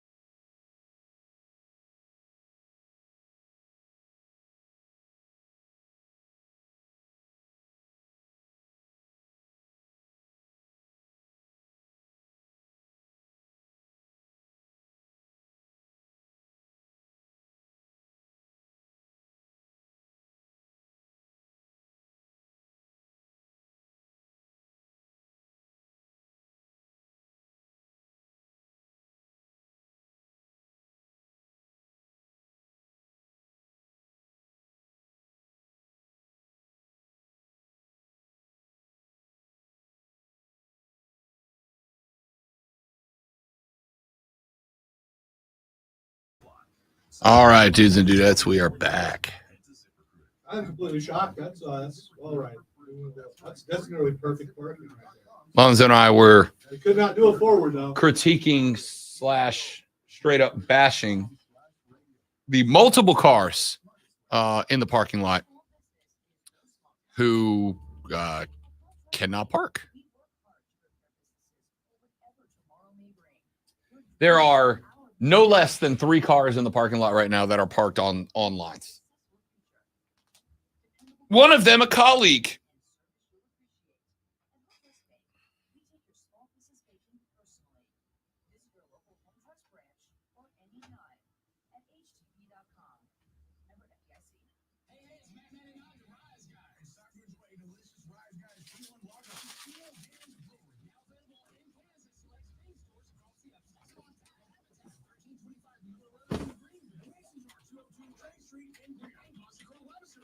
sponsored by Great Southern Homes? Today is the day to visit a Great Southern Homes community right here in the Upstate. Our designer decorated model homes are open daily. Live green, live smart with our energy-efficient smart home plans. We have new listings daily. GreatSouthernHomes.com. Mark Ryan tells it like it is. Coming up on a Hump Day episode, Offsides with Mark Ryan and Diesel live on location. Eagles Market in Spartanburg, 8,000 full warning, Abernathy Highway. Hope to see you there. Dabo doesn't like the expansion of the playoffs, so what would be the best way to do that? I will get out of my car multiple times and fix it if I'm parked wrong, Kevin.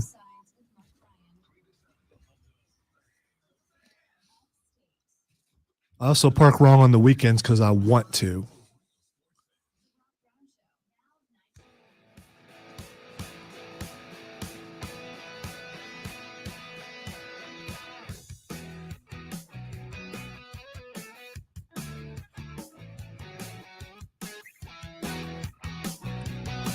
The Rob Brown Show is on your radio. This is the Fan Upstate. Texter says, "What about how he parked the car? That alone wouldn't lead you to believe he knew what was going on." Again, let me make my stance on this abundantly clear. I don't think for a second there's any way that Brandon Miller didn't know something was going down. Your boy, who you were at a bar with and then left, does not text you in the middle of the night asking you to bring his gun, and something good's going to happen, right? There's no situation where that leads to a good outcome. Even if he's selling the gun, which would be the argument, right? Keep in mind, when I don't think it's legal to sell a gun to another person. I don't disagree. Yeah. But unless there was I think the worst you might be able to get him on is some sort of unlawful possession, right? If he's not licensed to carry or whatever. I don't know Alabama's laws, so I can't chime in on that. From when I say he didn't do anything wrong, what I'm saying is if they put him in front of a jury and try to convict him on something in direct correlation to the situation about Darius Miles, I don't think there's any way that you could bring enough and not have some reasonable doubt in there to let him off the hook, right?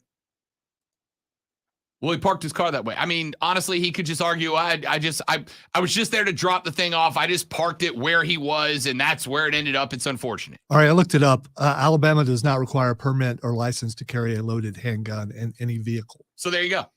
So he did nothing illegal, and there's more than a strong enough argument to say that he did not know what Miles was going to use the gun for, right? You could say it's stupid to bring him the gun, but it's not illegal to bring him the gun. But that's not what this is about. My problem with what Nate Oates said in that press conference was not that he's letting Brandon Miller off the hook. Again, if he didn't do anything illegal, he didn't do anything illegal. And I've got no option here but to assume that the detective from the Tuscaloosa Police Department that was on the stand would not commit perjury and lie when they said we had nothing that he did that was illegal. Can I say it was dumb as hell? Yep, and I will, and I do, and I am. But dumb as hell and illegal are two different things. Sometimes they line up. Sometimes they don't. In this case, they don't appear to. The problem is not that he's letting Brandon Miller off the hook. If the kid didn't do anything illegal, he did something dumb but not illegal, then it is what it is. The problem that I have is that Nate Oates took what I feel was a cowardly position. And instead of saying something about a problem that we are having, and certainly a problem that we are having within his world, the world of athletics as a whole and college athletics as a subset. In the world that Nate Oates commands respect, has recognition, and has a large platform, in a point in time where every eyeball was looking at, every ear hole was listening to, and every camera lens was pointed at Nate Oates, he could have said something to help counter the problem. And instead, Nate Oates decided to take a cowardly position of self-preservation before ethical behavior. I'm not saying he should have kicked Brandon Miller off the team or suspended him or, knocked him for the rest of the year or whatever. I'm not making any of those claims. All I am saying is that Nate Oates should have said something. And instead, he whispered into a microphone, that kid is too important to me winning basketball games to do anything about this, so I'm not going to say, because here's the reality. Nate Oates saying something, which was the right thing to do. Nate Oates saying something about this situation and situations similar to it would have done good for the world, and it would have brought some negativity towards Brandon Miller and towards his basketball program. And maybe down the line, there would have been a couple of columnists at national papers or publications that started the movement that Brandon Miller should be suspended, should have his scholarship revoked, should no longer be a part of the program because of his direct involvement, charged or not charged, with the shooting death of a 23-year-old woman. And if those calls got hot and heavy enough, Alabama would have either had to, A, suspend the best player on their basketball team, which is a 1 seed in March Madness tournament, or B, would have had to continue to play Brandon Miller and drawn the ire of a large group of the public that would have come down on the Crimson Tide basketball program. There was no winning for Nate Oates here.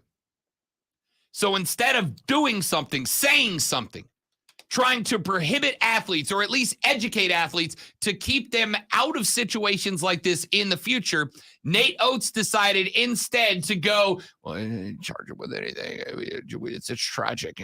We just move on. That ain't it for me, man. That ain't it for me. It's just not the right thing to say. It's not the right thing to do. Your player, right? Isn't it funny how whenever we talk about our idealistic love of college sports, it's, college coaches, they're not just coaches, man. They have an obligation to raise these kids. They have an obligation to turn these kids into good young men, into productive members of society. And then something goes wrong, and all of a sudden it's, I wouldn't charge anything. College kids are college kids, and they're going to do what they're going to do. I can't control everything that they do away from the court. What do you want to bet, if we ever get audio of one, that whenever Nate Oates has a recruiting conversation with a kid to get them to come play basketball at the University of Alabama, that he tells mom and or dad, your kid comes to Alabama, I'm going to do everything I can to teach him the right way to do life, to be a better student, to be a better athlete, to be a better man, to be a productive member of society, to do right in the world. I'm going to teach him these life lessons. I'm going to grow him as a person. I'm going to make him a better person. He will be a better person if he plays for me at the University of Alabama. And now that this situation pops up, all of a sudden it's, I can't control every player's actions away from the court. I can't be in charge of their personal lives. College kids will be college kids, don't you know? Now all of a sudden it just is what it is. I'm not in charge of their lives. I can't help any of this. I got no input on this. This was their decision, and it's a tragic situation, but I'm not involved at all. I have nothing to do with it. And yeah, he's not wrong.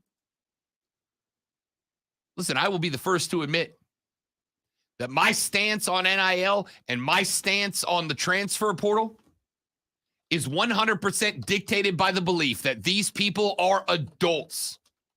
And they have the right to make their own adult decisions about their professional lives. For the sake of this argument, I'll stand with Lonzo. Yeah, they are to some degree professionals. They have the right to control their future, who they work with, who they work for, how they make money based on the work that they've done to build their brand, et cetera, et cetera. And a coach can't be there every time they decide to go out and hang at the sports bar and watch college basketball. You're absolutely right, Nate. But I also don't want to hear another story ever about Nate Oates telling parents how involved he's going to be in teaching them right from wrong and doing the right things and not getting themselves into dangerous situations, etc. Because I'd be willing to bet a paycheck he does that when he recruits. You know who else does that? Every college coach. The fact that Nate wouldn't take 30 seconds out of a presser to say something, to try to send a message to young athletes, to future athletes, to current athletes, and say, listen, we have a problem. That the type of lifestyle that leads you to believe that raised voices in line at a sports bar should follow up with a freaking OK Corral shootout in the parking lot. That type of lifestyle is prevalent in college sports, and we need to cut it out. It's a cancer. It is a cancer. People are going to fight. There have been bar fights as long as there have been bars. There's been fights as long as people have been around other people. People are always going to fight. But this culture that goes from we yelled at each other for cutting line at a bar, I have to shoot and murder you, has got to go. And the fact that Nate Oates took the cowardly, gutless position to sit behind that podium and instead say, I can't control these kids. They make their own decisions. I can't do anything about it. It's shameless, man. It's shameless. I got a problem with it. I got a problem with a guy that big of a platform and that much power couldn't have taken 30 seconds to say this kind of crap's got to stop. We can't tolerate it in college athletics. I hope Brandon Miller as a person learns from this experience and grows from it and stops getting involved with stuff like this. I hope there is justice for this young woman who lost her life senselessly and needlessly over nothing. We have got to stop this crap from happening. We cannot have this culture in college athletics. We cannot have this culture in the United States, and we've got to do better. And instead, he went, what are you going to do? It's sad. It's tragic, but what are you going to do? It's not my role, man. It's not my job. I'm not involved. All right, dude. That's fine. That's fine. But you can't use it as a recruiting pitch anymore, right? You can't use your role in helping players make better, smarter decisions as a recruiting pitch anymore if you are immediately going to remove yourself from the situation when one of your players makes the stupid decision that results in the loss of a life senselessly and needlessly. Let's take a break. We'll come back. We'll wrap up this hour of the show. Rob Alonso and you, the Rob Brown Show's on your radio. It is the Fan Upstate.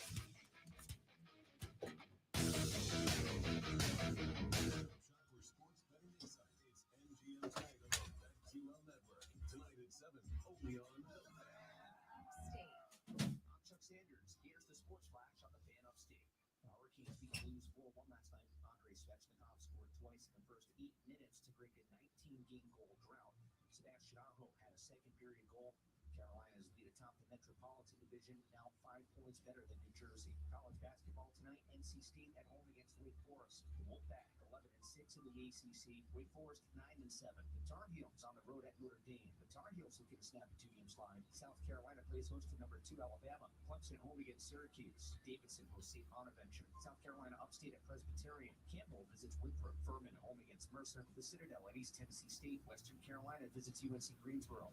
Wofford at DMI. Coastal Carolina visiting Georgia Southern. App State at Georgia State.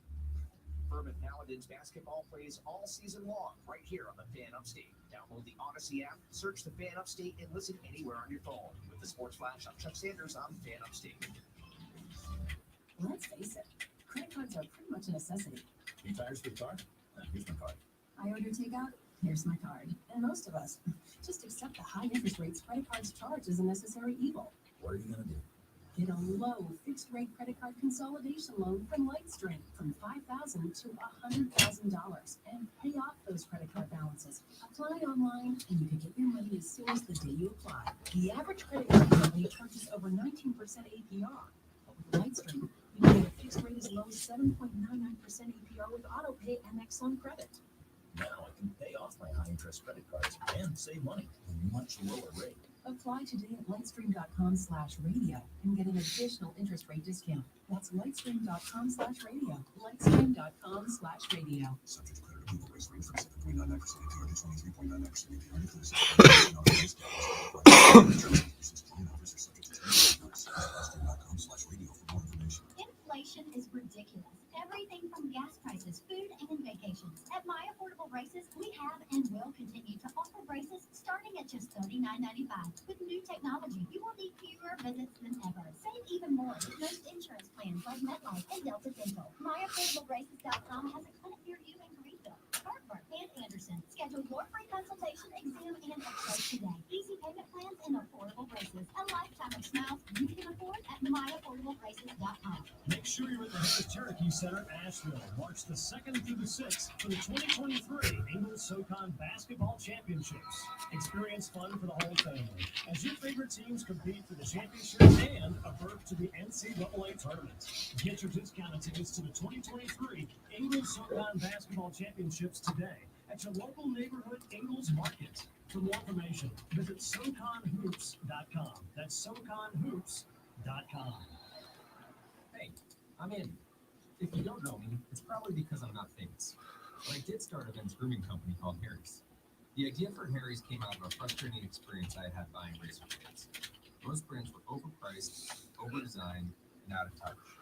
At Harry's, our approach is simple. So the middle of my big toe on top just started hurting. Is that an omen? That is a specific situation. Yes, it is.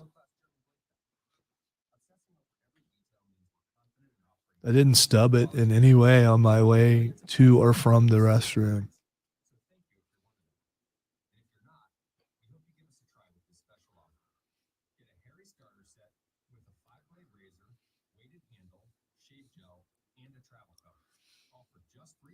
Maybe it's protesting because I haven't walked all week.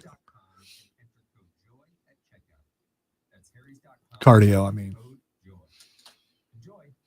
I just think I would, hit a coughing fit, fall off, and hurt myself.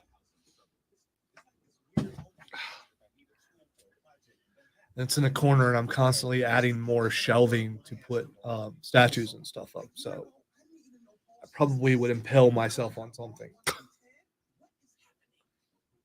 And then you just got to break it and you would like to rage, and you'll be fine. Remember your hit dice, Lonzo.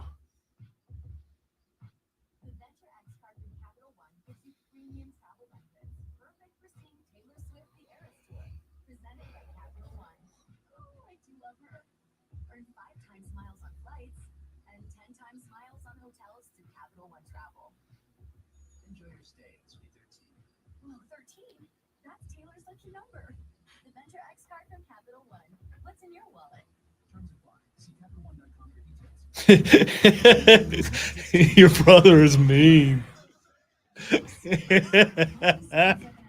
Oh, that is so good. That is so good. I hate you so much. That was so good. I hate you so much.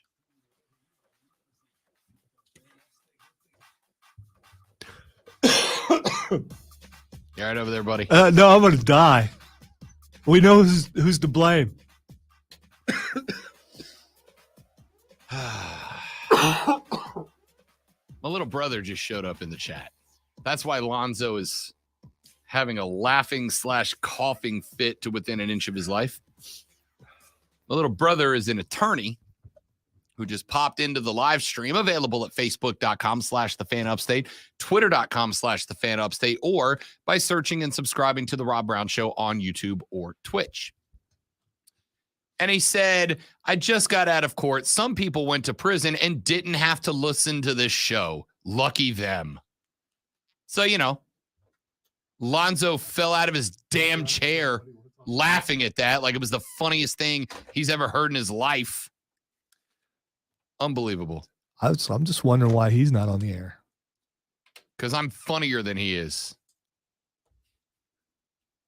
Unreal. You know, It's awesome that you guys have such a loving relationship that you're not going to take this personal and you're willing to talk about it on the air and everything. I think that's awesome. Sibling love, yo. yeah, It's something just- like that. Yeah. It's so cool. Something like that. All right. He was all serious, and now you just you I know, took him off of I it. was having a hell of a run there for a minute. You just threw my game off. No, so at the bottom of my prep sheet, like the way my prep sheet is structured is at the top, I have all the announcements and stuff I have to make during the day. Then I have all the contact information so that I remember to say it. And then I have stories in descending order of the importance of them to put on the air. And as I read a story, I take it off the prep sheet, right? And then down at the bottom, I have what I call the off topics. Off topics are just, all right, this segment's going to be 2.5 minutes. It's not really time to get into anything. So let me tell this little funny story or whatever. And I got like 6 or 7 of them down here right now, but my face keeps coming back to happily married couple of 57 years talks forgiveness after she paid to have him killed, ... 5 times. I can't stop thinking about that story. How does that work? How does your not ex-wife take a hit out on your life 5 times and then you just push the old forgive and forget button? Maybe if you put it in comparison, maybe other people in his life have tried to kill him more than his wife has, and maybe those 5 are like piddly compared to, his mom trying to off him 10 times. I was going to say, the only person who can have a larger impact than your wife trying to off you 5 times is what? If mom tried to do it 6 and you're like, well, at least you're not my mom. My mom tried to give me 9 times. At least you only did it. At least you gave up after 5. But that quote from that dude, we decided from now on, we just need to talk and communicate better. Yeah, I would say if the other option is she hired somebody to shoot you in the face. It is a great message, though, isn't it? Communication. For the record, Rob Brown is not a couples therapist. All right.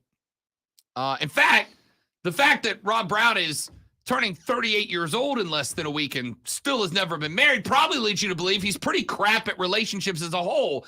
But I can go ahead and tell you that regardless, if you're having basic relationship problems, right? Like basic, like I'm not talking about extreme relationship problems. If you're having basic relationship problems, we should communicate better. Should come well before, let me crush up 100 sleeping pills and sleep it into his fish and chips, right? We should have a talk, should come before car bomb. Is that used as like batter? I'm just trying to figure out how to. I don't know. Okay, all right. I've never tried to murder one person. Needless to say, someone 5 different times. I mean, I guess she got enough practice to get creative with her strategy, right? All right, let's see. The car bomb didn't work. The gunshot to the back didn't work. The gunshot to the head didn't work. The baseball batting by a group of teenagers didn't work. Let's try sleep. Let's try poison this time, right?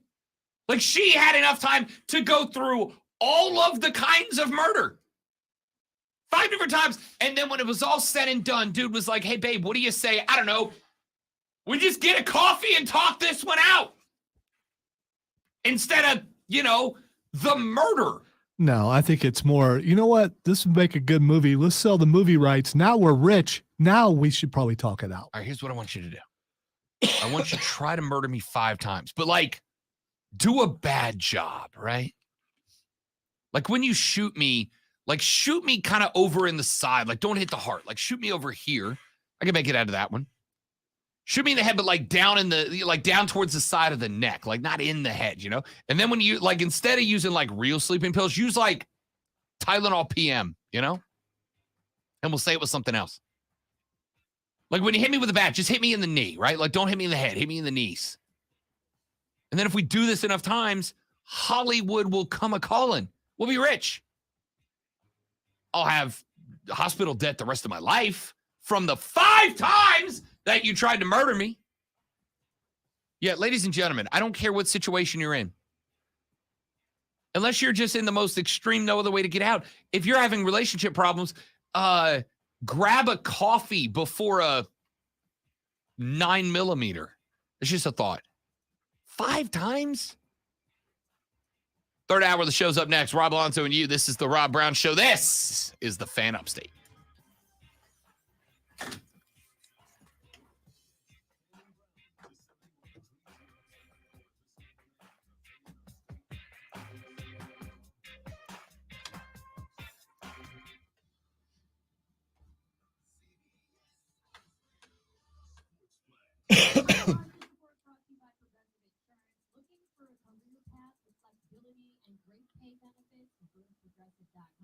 Careers and apply online today. Bundle today at progressive.com. The All-Star break before serving up 9 games on the docket tomorrow night.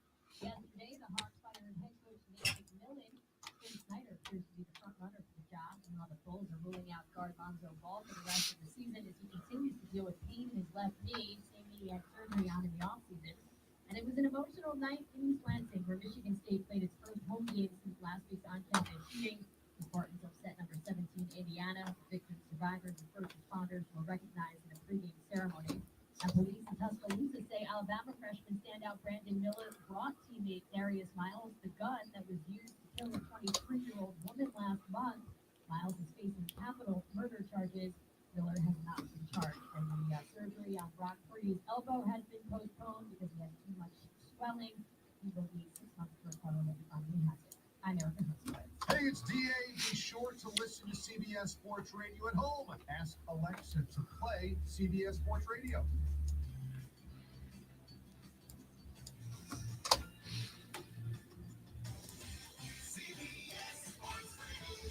If you own a business, this has been a bumpy ride.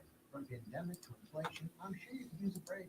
If your business has 5 or more employees and survived COVID, you might be eligible to receive a payroll tax refund of up to $26,000 per employee. The challenge is getting your hands on it. Hi, I'm Howard Mackler, and that's why I founded GetRefunds.com to cut through the red tape and save you money. The team of tax attorneys we have put together are highly trained in this really known payroll tax refund program.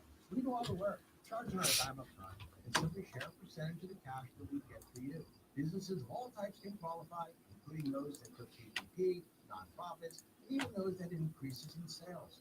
We have helped return over $1 billion to businesses, and we can help you too. Just go to getrefunds.com/sports, click on Qualify Me, and answer a few questions.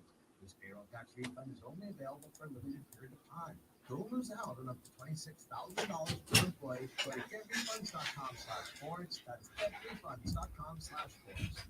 I always wanted to learn Spanish, but I never thought I'd have the time. Then I discovered Babbel. Babbel's lessons are fun. They only take like 10 or 15 minutes, and in 3 weeks, presto, you're starting to speak another language.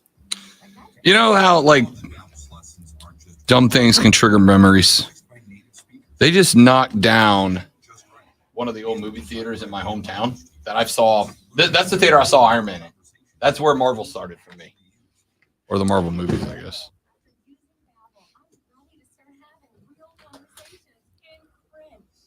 There's all kinds of ways to learn.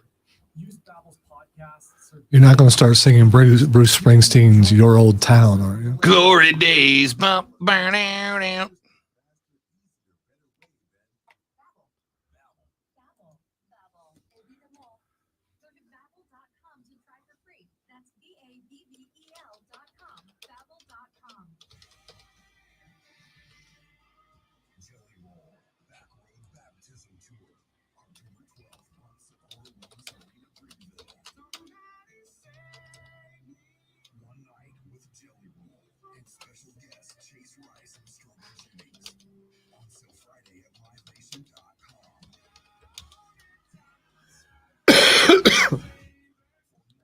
I have no idea who this is.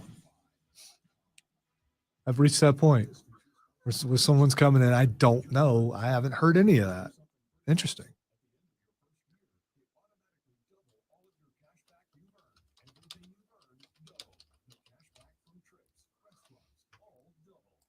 Do you know Jelly Roll? Yes, he's a rockabilly blues guitarist. Okay, because I heard some touches of country in there. Rockabilly blues, I think, is what I'd go with. I immediately had some disdain.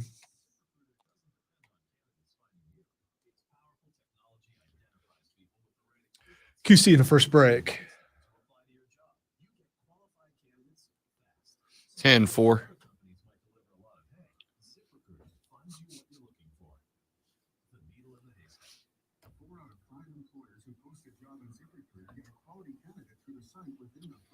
CJ Stroud revealed Ohio State fans would send Venmo payments telling him to play better during the season when he was off of social media. College football fans are the best and the worst simultaneously. Thank you for making the list smaller. It's an old story. It's trending again, though. I mean, it's like was out last week, I think. Or maybe it was a couple of days ago. I don't know. I'm in a haze. So I know it wasn't today.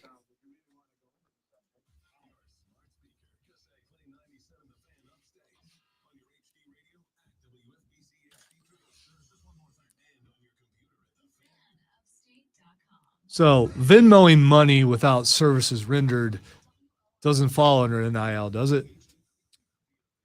Wouldn't think so. That would be more like, I don't know.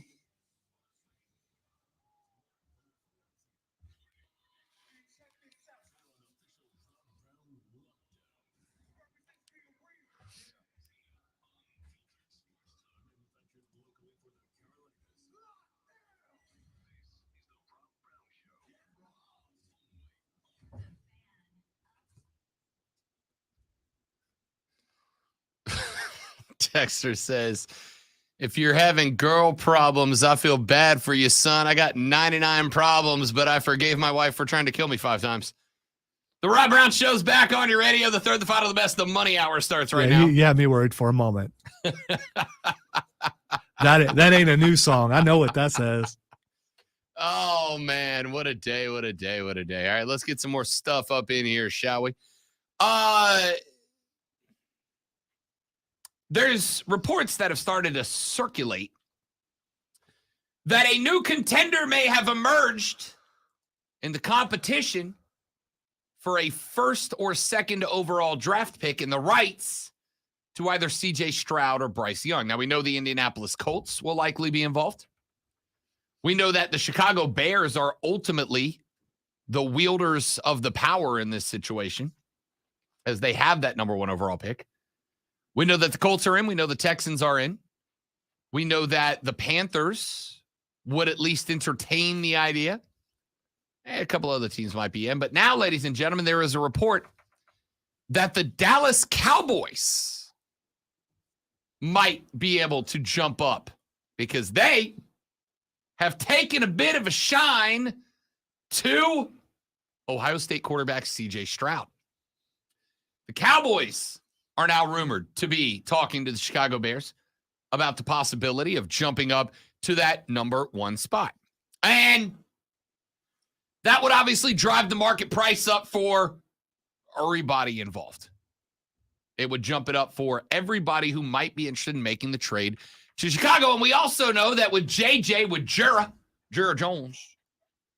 that if Jerry Jones wants a move, Jerry Jones don't give a good gosh darn about the price of the move. He's going to make it because JJ is the smartest guy in every room he's ever been in. And if you don't believe me, just ask him.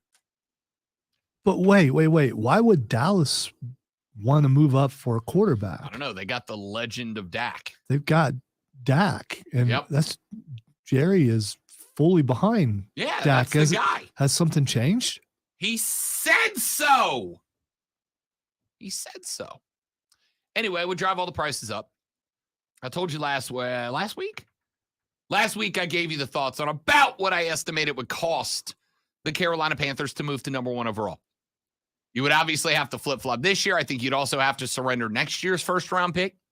I think you would also be coming off of a second, third, and fifth, or a second and 2/4 is a ballpark cost. It might cost a little bit more, and it will cost more if the Cowboys are now involved as well, if they are truly interested. ESPN went and pulled a piece, Lonzo. Did a little research, did a little history project here. In the modern draft era, there have been 29 occasions where a team has traded up within the first round and selected a quarterback. 29 times in the modern era of the draft. 25 of those have come in the past 20 years. So they went and they listed all of those. I was going to say, I can't wait to find out how many of those were actually successful. Well, let's go backwards in chronological. I was going to say, I know of one, but let's grade them out. All right, let's grade them out. The last time it happened was the year 2020, when the Packers sent their first round pick and a 4th round pick to Miami to jump up 4 selections and take Jordan Love. Who? Aaron's backup / the guy who's likely going to be the starter for the Packers next year, Jordan Love. Incomplete. Can't grade that one out yet, right? Now, Aaron. No, I think you can grade it out. He's not good enough to supplant arguably one of the better quarterbacks of all time. So correct. Correct. But also, we won't really know if the Packers made a mistake by not moving on to Jordan Love a couple of years ago, or if they made the right decision by just stringing Rodgers along as possible until we see him play, which I suspect we will this year. Back in 2018, the New York Jets sent their first-round pick, 2 second-round picks, and a second-round pick in the 2019 draft a year later to Indianapolis for the Colts' first-round pick at number 3 overall. They moved up 3 spots to select Sam Darnold. Yeah, that didn't work out too well. Cost them 3 spots for 3 second-rounders to get Sam Darnold. For anybody. Didn't work out well for anybody. Yep. Darnold went 13-25 in his 3 seasons in New York before being sent to Carolina, where he did not fare much better, but also under Matt Rule. So I would say that the move for the Jets was a failure. I would blame the failure on Adam Gase, but I'd call it a failure. Back in 2018, Buffalo sent its first-round pick and 2 second-round picks to Tampa for the Bucs' first-round pick at number 7. They moved up 5 spots to select Josh Allen. I would say that's an A-plus move. A-. Fine. As long as you say A. You say anything less than an A. Well, yeah. I mean, he's got to do something. No, I'm just kidding. Of course it was a good move. Yeah. Can't get to the Super Bowl, but, not everyone can. In 2018, Arizona sent their first-round pick, number 15, a 3rd and a 5th to move up 5 spots and select Josh Rosen. He got 13 starts as a rookie. He was 3-10 with 11 touchdown passes and 14 picks. They would trade him to Miami the following season, and no one knows where Josh Rosen is now. I think he's still in the league somewhere, backing up somebody, because I'm pretty sure I heard his name last season. In 2018, Baltimore sent a second-round pick, a 4th, and a 2019 second to the Eagles. They went from number 32. They jumped up to number 32. They also got a 4th-round pick back alongside Lamar Jackson. Lamar has had postseason appearances in each of his 3 seasons, including a division title in 2019. I would put Lamar with Josh Allen. An A move. Yes. But he's got some work to do before we can say it's like they got the franchise, but they did. 2017, Chicago sent its first-round pick, a 3rd round, a 4th rounder, and a 2018 3rd rounder to San Francisco. They were able to move up 1 spot to select Mitchell Trubisky. I say that was a C- move. C-? You're giving it that much? Yeah, because I blame it on the coaching staff as well. He actually got some hype last year. Yep. Don't know why, but he did. 2017, Kansas City sent its first-round pick, number 27 overall, alongside of a 3rd-round pick and a 1st-round pick in 2018 to move up to number 10, trading with the Buffalo Bills, where they selected Patrick Mahomes. I would say so far this is the only A++ move on this list. Exactly, and we get to thank the Buffalo Bills. Thank you, Buffalo. The Houston Texans, back in 2017, sent their first round pick along with their 2017 and 2018 first rounders to Cleveland to move up 13 spots. They selected Deshaun Watson. Deshaun would go 24-13 as a starter, went to the postseason twice, led the NFL in passing yards in 2020, set career highs in completion percentage, yards, and TD passes. But Houston then imploded and went 4-12, and Watson, of course, got those 20 lawsuits against him. He is now a Cleveland Brown. I was gonna say, and unfortunately, he leads the NFL in lawsuits probably too. By a lot. Yes. By a lot. Look, Houston had a run of success, but overall, based on what happened both on and off the field, I'd say that's a C- move as well, right? He gave Houston more relevancy than they've had before or after, but then also more hate than they've gotten before or after.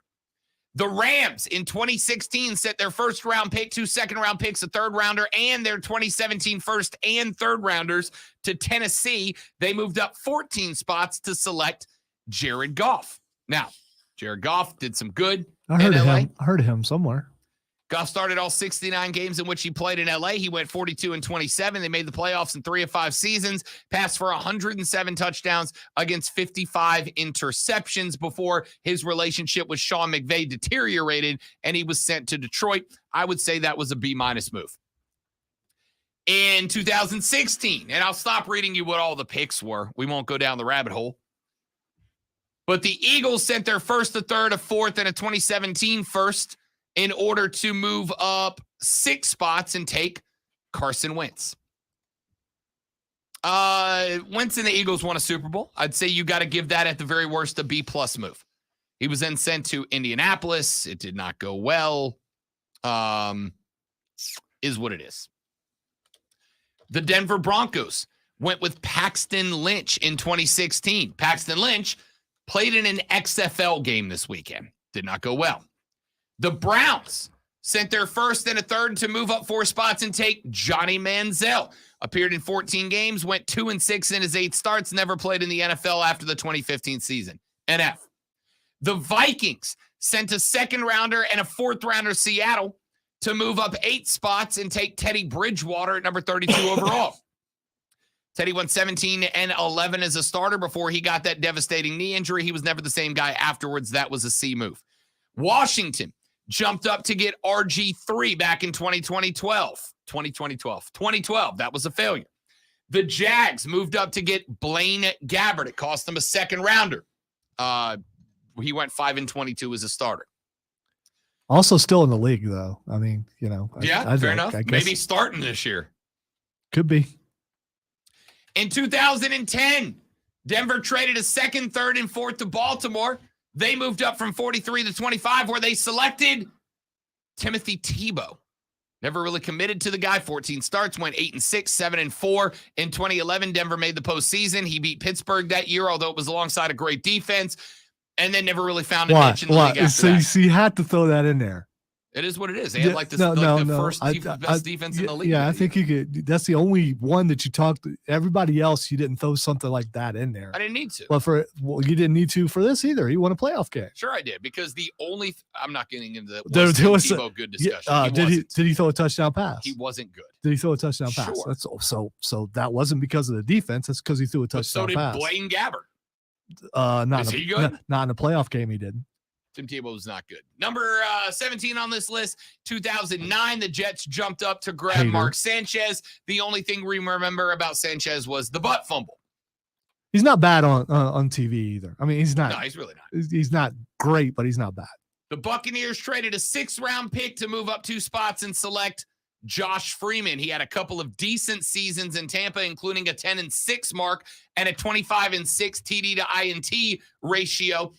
But it did not go well the final year of his rookie contract. You remember released. The hype about him? There was so much hype about Josh Freeman. I was broadcasting in Florida at the time, and the Bucs fans were trying to convince me that they were just a team of destiny after Josh Freeman. The Ravens landed Joe Flacco in 2008. We still don't know if he is elite or not, but he did help the Ravens win a Super Bowl. That worked out. Would you consider that a name move? He took him to the Super Bowl, and they won the Super Bowl. Yeah. The Browns took Brady Quinn in 2007. It cost them a pair of first-round picks overall. started 12 games over 3 seasons, went 3-9. In 2006, the Broncos went and got Jay Cutler, a cannon-armed quarterback, but a guy who never became the franchise guy. Had good career numbers, but he just didn't get a lot of dubs on top of it. Primarily known for throwing back heaters because he's smoking Jay Cutler. Get off my boy. Okay, wasn't he the one whose wife kind of they had to split? Yes. So, okay. All right. Yes. 2005, Washington took Jason Campbell out of Auburn. He was serviceable, went 20-32 in 52 starts. In 2004, the Bills went up to get J.P. Lossman. It swapped 4 draft picks in that deal. Lossman went 10-23 as a starter before he was bumped out. The Ravens in 2003 got Kyle Bowler. Now we're just getting back flash to the past. He went 20-22, never had more than 13 touchdown passes in a season. A-plus grade. In 2001, Atlanta sent Tim Dwight, its first-round pick, a third-rounder, and a 2002 second-round pick to the Chargers to get their number 1 overall pick. They selected out of Virginia Tech, Michael Vick. 38-28-1 before his time in Atlanta came to its conclusion, but he did have 2 seasons where he rushed for more than 900 yards. In 1998, the infamous Ryan Leaf gamble, flame out. The Colts in 1990 went all in on Jeff George. He was in the season 12, in the league 12 seasons, made 124 starts, 49 with the Colts, but he was 14-35 there. In 1979, the Chiefs moved up to get Steve Fuller. He went 13-18 in 4 seasons in Kansas City, never passed more than 10 touchdowns in a season.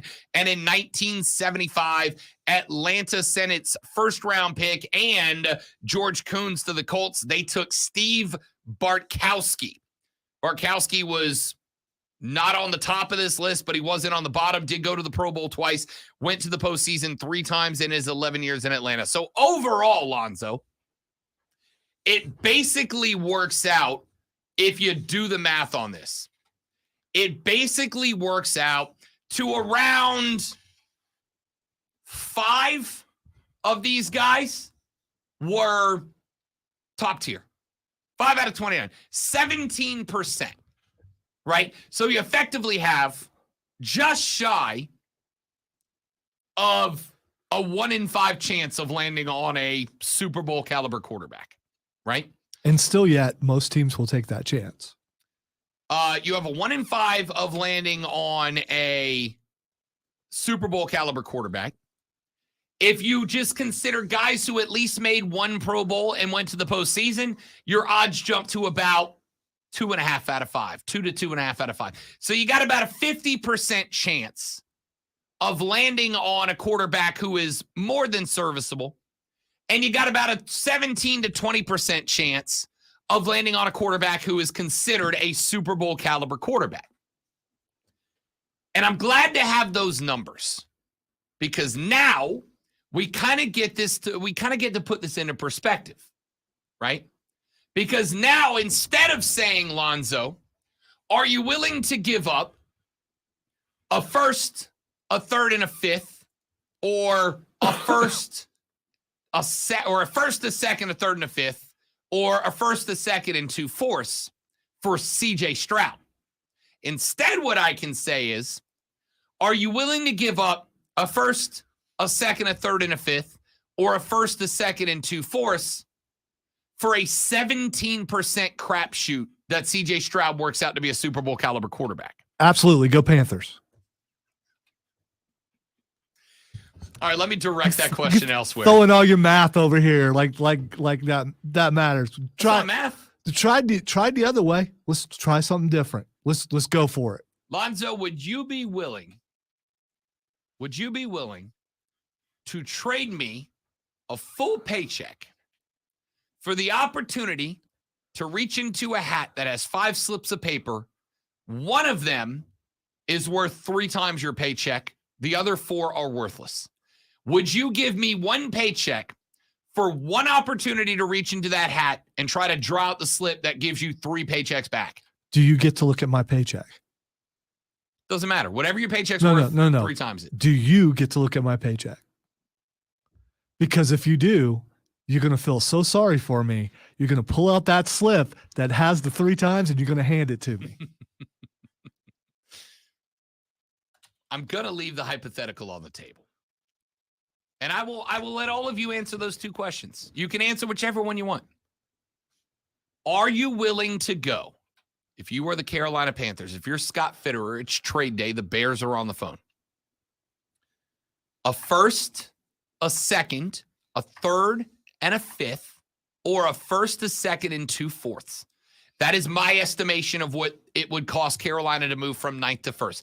That may go up. That may get more expensive if the Dallas Cowboys are genuinely involving themselves in the CJ Stroud sweepstakes.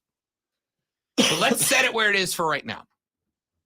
If you are Scott Fitterer, are you willing to go first, second, third, fifth, or first, second, fourth for a 17% chance that CJ Stroud is the guy or Bryce Young is the guy?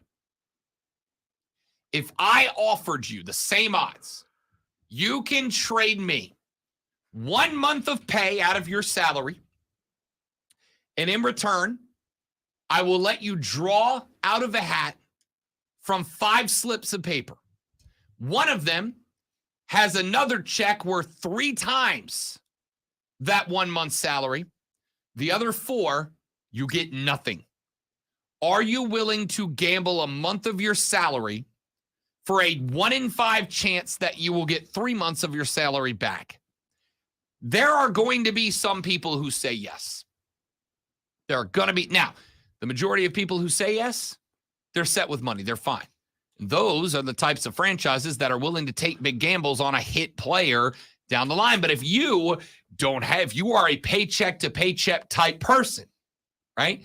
Even though 3 paychecks in one would be a huge relief to you, a lot of people could not afford to take that gamble, right? Because while 3 paychecks would take care of a lot, losing a month's worth of salary would set you back further than 3 months of salary would get you, right? And I kind of feel that's the position that the Carolina Panthers are in right now. They will have to gamble 1 month's wages to try to earn 3 at a 1 in 5 pick rate. That's what you're looking at to make the trade to CJ Stroud. I just gave you every time a team has traded up for a quarterback since 1979. 17-ish% of them worked out to be Super Bowl or Super Bowl caliber. Now, some of them are inconclusive. We don't know what Jordan Love is yet, right? We just don't know what that guy's yet. But I'm also is Lamar Jackson a Super Bowl caliber quarterback? Yes. Is Josh Allen a Super Bowl caliber quarterback? Yes. I'm including them in the list. If you say no to those guys, if you say that Lamar and Josh Allen should be counted as good but not great starters yet, those odds go down to like 9%.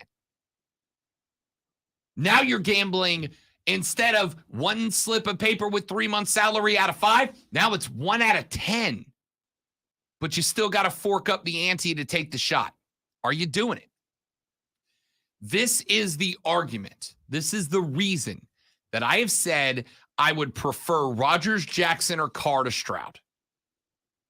I would rather try a couple of years down the road. Let's say CJ Stroud, let's say the Panthers pass on Stroud and he goes to Indianapolis and he becomes that Pro Bowler. He becomes Patrick Mahomes volume 2.0. Let's say Bryce Young is mini Mahomes as, who was it, Mayock or whoever said he was, right? Let's say that's true.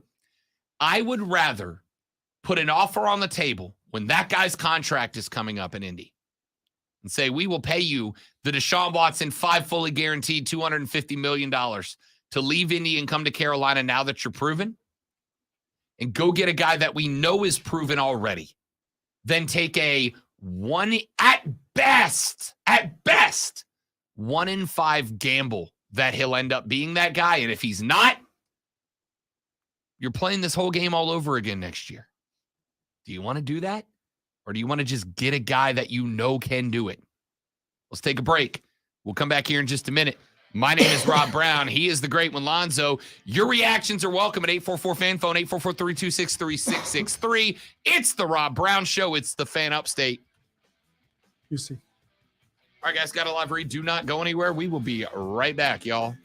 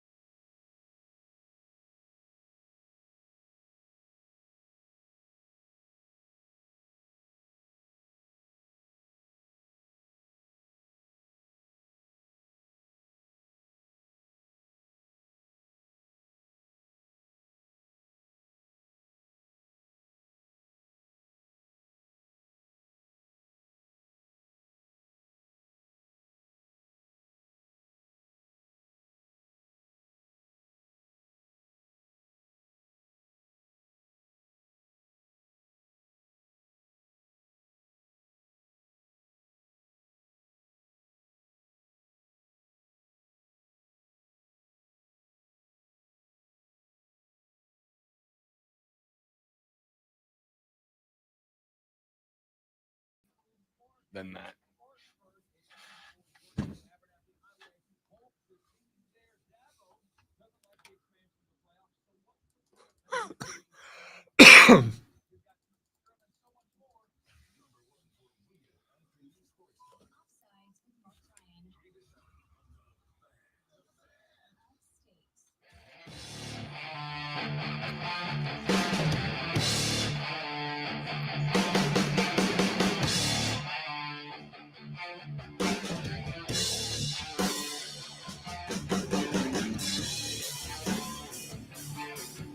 The Ron Brown Show steaming towards its inevitable but fantastic finale, ladies and gentlemen, is right here on the radio. This is the Fan Upstate.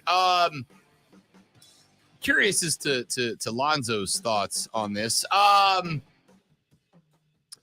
The Kansas City Star? That's the name of y'all's paper, right? Yeah, Kansas City Star. The Kansas City Star. You know I don't live there, but yeah, I believe it is the Kansas City Star. I mean, they cover your team the most. The Kansas City Star decided to publish some letters from some very concerned Kansas City Chiefs fans. I would like to do a dramatic reading of these letters, if you don't mind. And you will very quickly pick up what these Chiefs fans are quite upset about. Letter 1 comes from Jane Hensel, who lives in Liberty. I am not opposed to drinking, nor naive enough to think our football players don't drink. However, took you long enough. It's Wednesday. Well, we were off on Monday. Yeah, and we were very busy on Tuesday. I was waiting for this yesterday, but we had actual sports to talk about. This is a fun segment. Go ahead with your dramatic it's a fun reading. segment for me. Yes, it's a fun segment for me. I have to get back in character now. However, it is completely unnecessary to let Chiefs players drink during the Super Bowl parade. It should have not been allowed by Coach Andy Reid and the team's ownership for some very good reasons. The main reason is that a drinking Chief is not a good role model for young fans who are there to see their heroes. Second, even the adult fans don't want to see drunken players at this important celebration. Third, tragic things happen when drinking is involved. If the Chiefs cannot go a few hours without alcohol, the organization has a problem. I, for one, was sickened to see this for the second time. Some Chiefs even bragged through social media about how drunk they were afterward. I am ashamed that players I cheered for could barely walk after they got off the bus. No doubt this spectacle made the news in other cities. I wish the Chiefs would take pride in their reputation and forego drinking next time. The parade is a citywide party. You don't represent this diehard fan when you make the parade look like a college fraternity beer bust. Signed, Janet Elaine Hensel, Liberty. I'm curious about a beer bust. A beer bust. I've never heard that term before. What's a bust? I don't know. I'm assuming it just means like a kegger. Okay. Right? Why not just say kegger? Well, because that sounds so much more immature. Yeah, you're right, but it does. It's very highfalutin snooty. But when you get all the way to the end and then you don't know what that means, I mean, you kind of ended on a fart noise, didn't you? Yeah, you did. This powerful, robust speech ends with a beer bust. With these outrageous shenanigans. Relax, Janet. This one is from Skip Stodskill from Overland Park. Can't wait to hear what Skip says. Big kudos on a big second half last Sunday, Kansas City Chiefs. While viewing your parade on Wednesday, however, I was surprised and dismayed to see that Patrick Mahomes and other players were drinking alcohol again. I felt that way 3 years ago, And I thought there would have been enough negative feedback from the parents of children and teenagers voicing their concerns to the Chiefs administration that it wouldn't be repeated. Next time there's a victory parade, please imbibe your alcohol privately and discreetly. Impressionable young people deserve better role models than what you've displayed twice. All right, see, now Signed, Skip Stodgill, Overland Park. Oh, I thought he would have like a third or something on there. I think the use of imbibe was in a good much spot. better, right? It's in a good spot. Yeah. Yeah, that's my Yeah. imbibe is much better than a beer bust. All right. Yeah, he sounds uppity and legitimate. The lady before sounds like she spent some time at a frat party. So I mean, This one's from Michelle McHugh from Kansas City. She's right there in the mix. Michelle says, Wednesday night's Chiefs celebration was fun and joyful. Michelle's got a deep voice going on. It was a character choice. Okay, It was a character choice. But then Mitch had to rain on the parade. I was super embarrassed for my city and the Chiefs organization when announcer Mitch Holthus stood on stage with the players and insisted that everyone join in the Arrowhead chop to cap off the celebration. I'm not saying I don't. Oh, no, she's actually just complaining about the tomahawk chop. Commendable, Michelle. Commendable. Okay. I can respect that. That's better.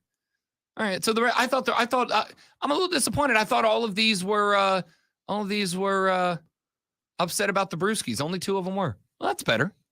If only 2 people want to pee on the parade and ruin everybody's good time because people aren't doing exactly what they think they should do, then that's not a bad number.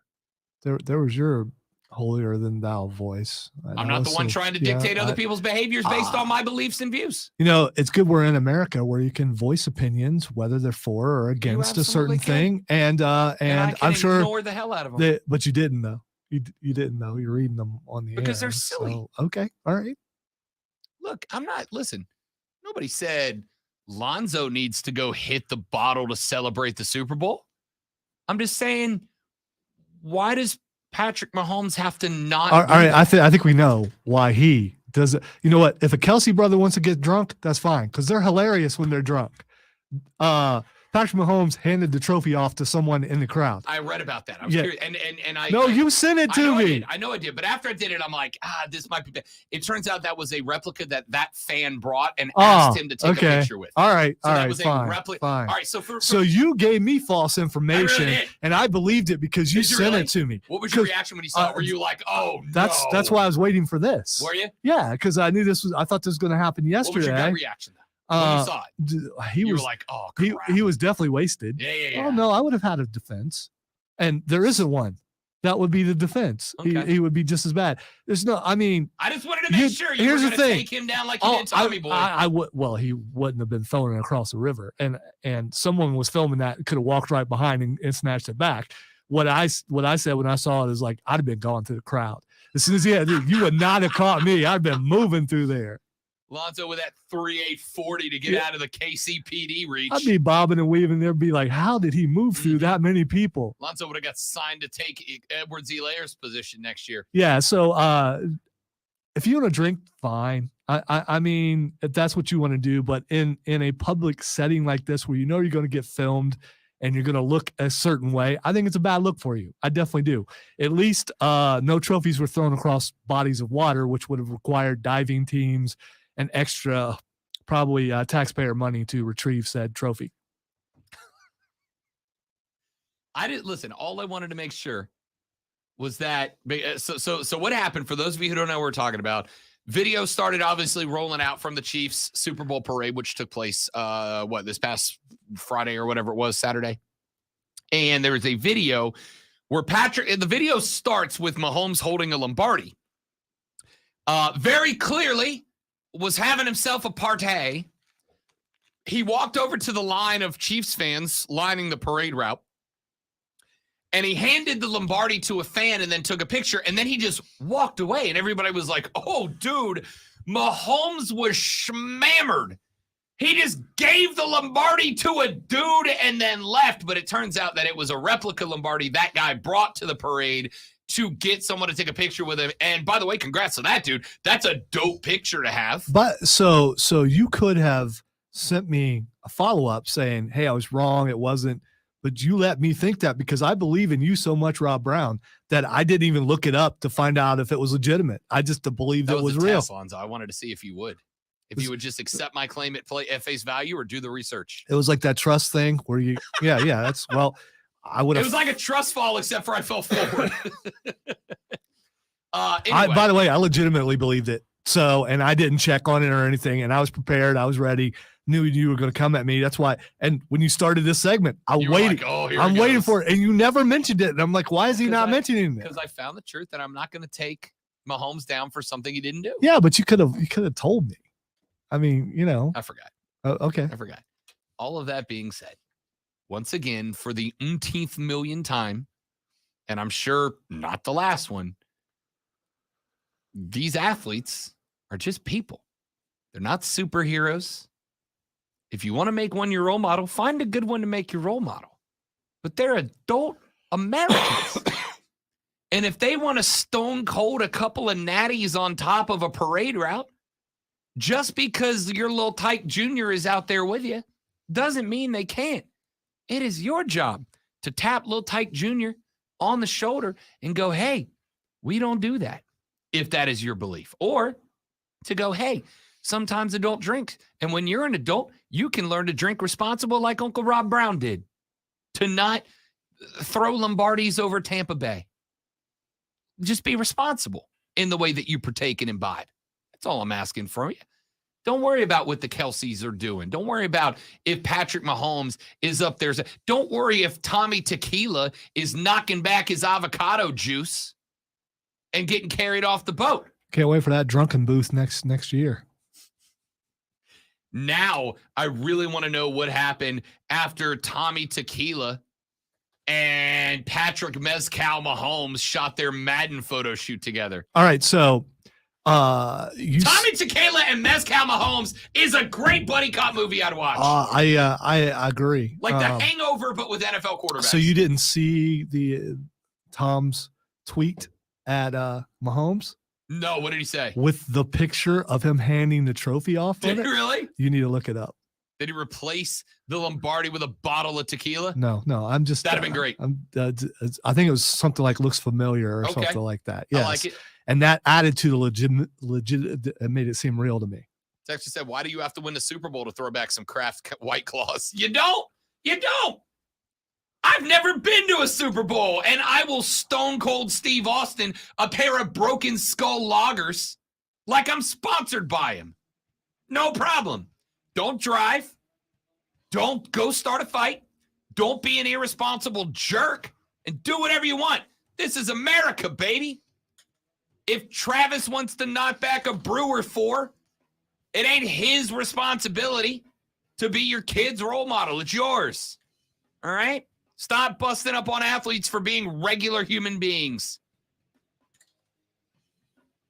Swamp Rabbits game tonight. I'll have a Mick Ultra for you, Travis. And Patrick, I got your back, even if Lonzo doesn't. Could we just go to break? Back after this on the Rob Brown Show on the Fan Upstate.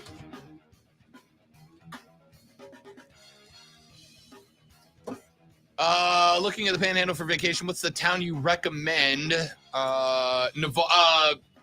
Navarre, Florida. But again, Stephen, it depends on what you want. Like if you are going just to get some R&R and relax and you want like a quiet beach, Navarre's the spot to go.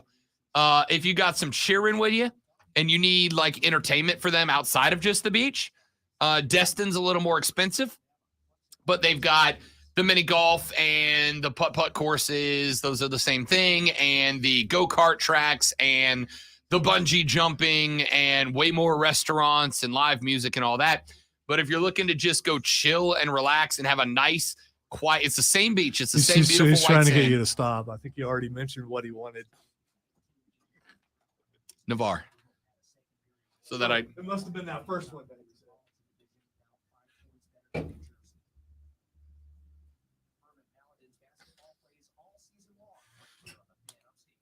We're just having a good time here today, guys.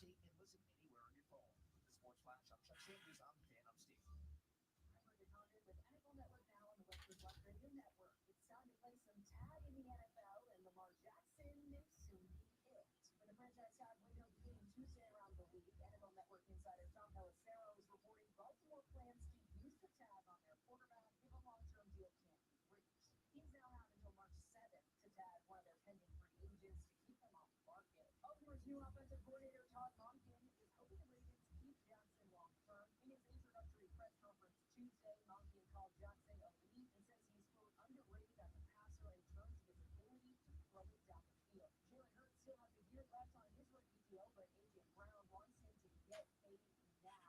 The Eagles receiver said on the Raw Room podcast he needs to quote give Jalen the house, the building, the state, everything. Brown adds if the Eagles don't want to sign Hurts long term, the team can quote just ship me off wherever he's going. This is the NFL Network now on the Western Black Radio Network. Like any good agent, we're here for the open house, for the closing, for handing over keys. But because we're realtors, we're here for so much more. Agents for realtors volunteer at nearly 3 times the national average. We're working to provide access to credit, increase affordable housing supply, and ensure fair housing for all. Realtors are bound by a code of ethics. We're here for it all. Realtors are members of the Yes, James, I am the heel of this show. Sometimes there's more than one heel on this show, though.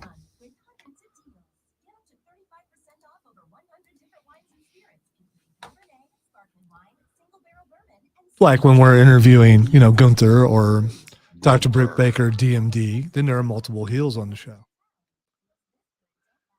Actually, have we ever interviewed a babyface? I guess Matt Hardy. I think Hardy was in his. Wasn't I think he was just starting the Hardy family office at the time. Yeah, so he would have been a heel also. So he was a heel. Yeah.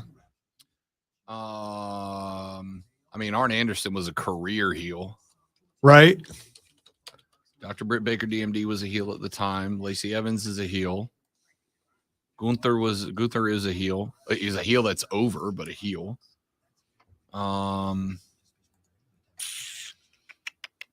Yeah, that's all we do. I think always had. That's all we do. All we've had is we heels. just interview heels here. Yeah. I've interviewed other wrestlers, but not on this show. And I don't think they were heels. So this is the heel show. Huh. I'm looking to have a terrible time and regret everything. I'm thinking Jacksonville. That's great, James. And correct. More importantly, correct.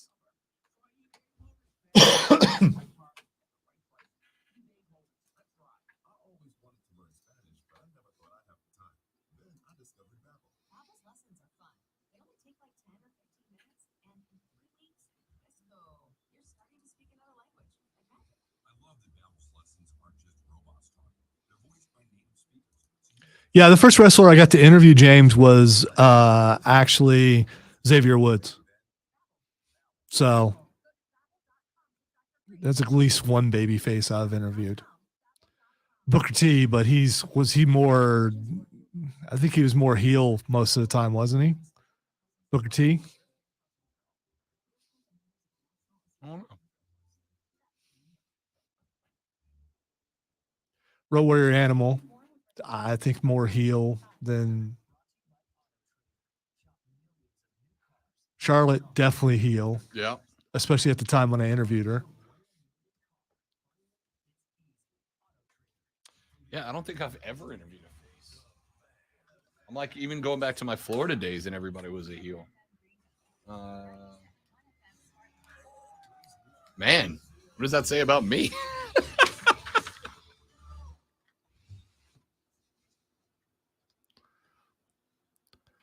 So we just had this amazing discovery about this program. We are the heel show. We've only interviewed heel wrestlers. I am a heel. So is Rob sometimes. So, yeah, this is the heel show. We need to change our intro. Man, although the intro has what on it? Heels. I mean, he's holding up his one. I don't know how much longer that exists. It's got one heel and one person in conflict. for now, but at the time For they now. were At the time, heels. most definitely. Yes. So there you go. Thank you for tuning into the What heel show. What an epiphany we've just I know, it's so weird. It really is. All right, the first thing that's trending is Al Michaels. No idea why Al Michaels is trending. Either A, he's about to show up on another broadcast I either do or don't want him on, or B, it's his This is that day. 77th birthday. This is that day when he uttered those famous the Miracle words. on Ice is today. That's right. Do you believe in miracles? Yes. Yes, today is the anniversary of the Miracle on Ice. You said anniversary. I don't know what that is, but it sounds like fun. The anniversary of the Miracle on Ice. Of course, You that see, was, by this the is way, the anniversary today of things that were grand at one time. that was, by the way, not the gold medal game It in was those Lake not. Placid Olympics. You're The right. Americans had to go on and beat, top of my head, Switzerland or Sweden or Norway. They had to beat one more team after that to end up taking gold. But yeah, man, one of the all, like, that is obviously all-time sports historical moments, but I think even elevated because of the fact that it was Team USA, right? Like, it was all of us. Like, we all have, our team has one or two of those moments. The Saints, Tracy Porter running back the INT for a Super Bowl. But if you're a Panther fan, you don't care about that. But we were all, well, I wasn't born yet, but Lonzo and the rest of y'all were all squarely Team USA at that point. All us Gen Xers and some of them baby boomers. Yeah. Yeah. All right, the next thing that's trending are the Jets. The Jets are trending. I'm making a guess why. Someone, it is reported from the Jets organization, told Derek Carr that if he signs with the New York Jets, that they guarantee him that he will be a first ballot Hall of Fame quarterback. Now, don't get me wrong. You can't say it without laughing. And still yet you like him in Carolina. The Jets are a roster that, much like the Panthers, feels like they're very close. They are very much. They've got a coach in Robert Salah that I like a lot. They've got a roster around Sauce Gardner and co. that is young and talented at the skill positions. They need some offensive line help, and this Jets team could be exceptionally good. But guaranteeing him that he'll be a first ballot Hall of Famer, Derek Carr. All right. All right. Time for two more.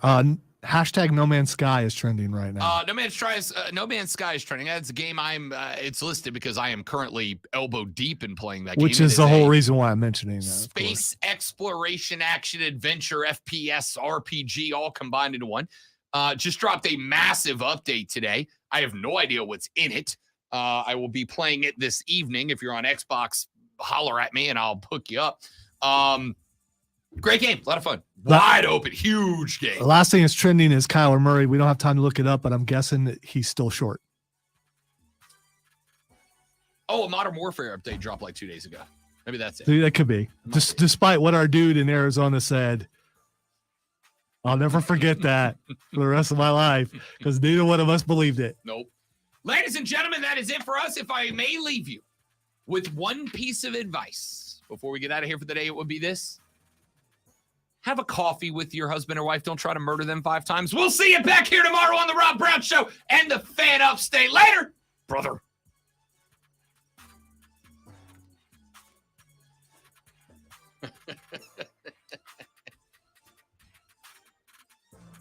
Do laugh when I see that AA auto sign that says the enforcer of low prices. The Undertaker is a notoriously difficult interview to both acquire and do because, well, it's changed in recent years. But The Undertaker for years, Steven, only did interviews in kayfabe. He did not break kayfabe for any, like, even after the social media era began, when we started having the lines between kayfabe and reality bleed, The Undertaker was always and only The Undertaker. You did not call him Mark. You did not call him anything but The Undertaker, and he answered your questions in kayfabe, and he only recently stopped that, but I would love to have The Undertaker on. Tough interview, though. Who had the baddest drop kick, Booker or Shawn Michael? I mean, Shawn Michaels is a super Shawn kick. Michaels because of the hair. Yeah, but I he did a just- super kick, not a drop kick. And he could do a drop kick, but I would say he's known for it. But Yeah. Booker T also did basically a leg drop to the back of your neck. Yeah. The scissor kick. Yeah. Doesn't matter. They're both BAs. Ladies and gentlemen, thank you guys for hanging out with us. We appreciate it. You are the best, and we will see you back here tomorrow for the Fight Club edition of the Rob Brown Show with the Fan Upstate. Have a great rest of your day. Goodbye.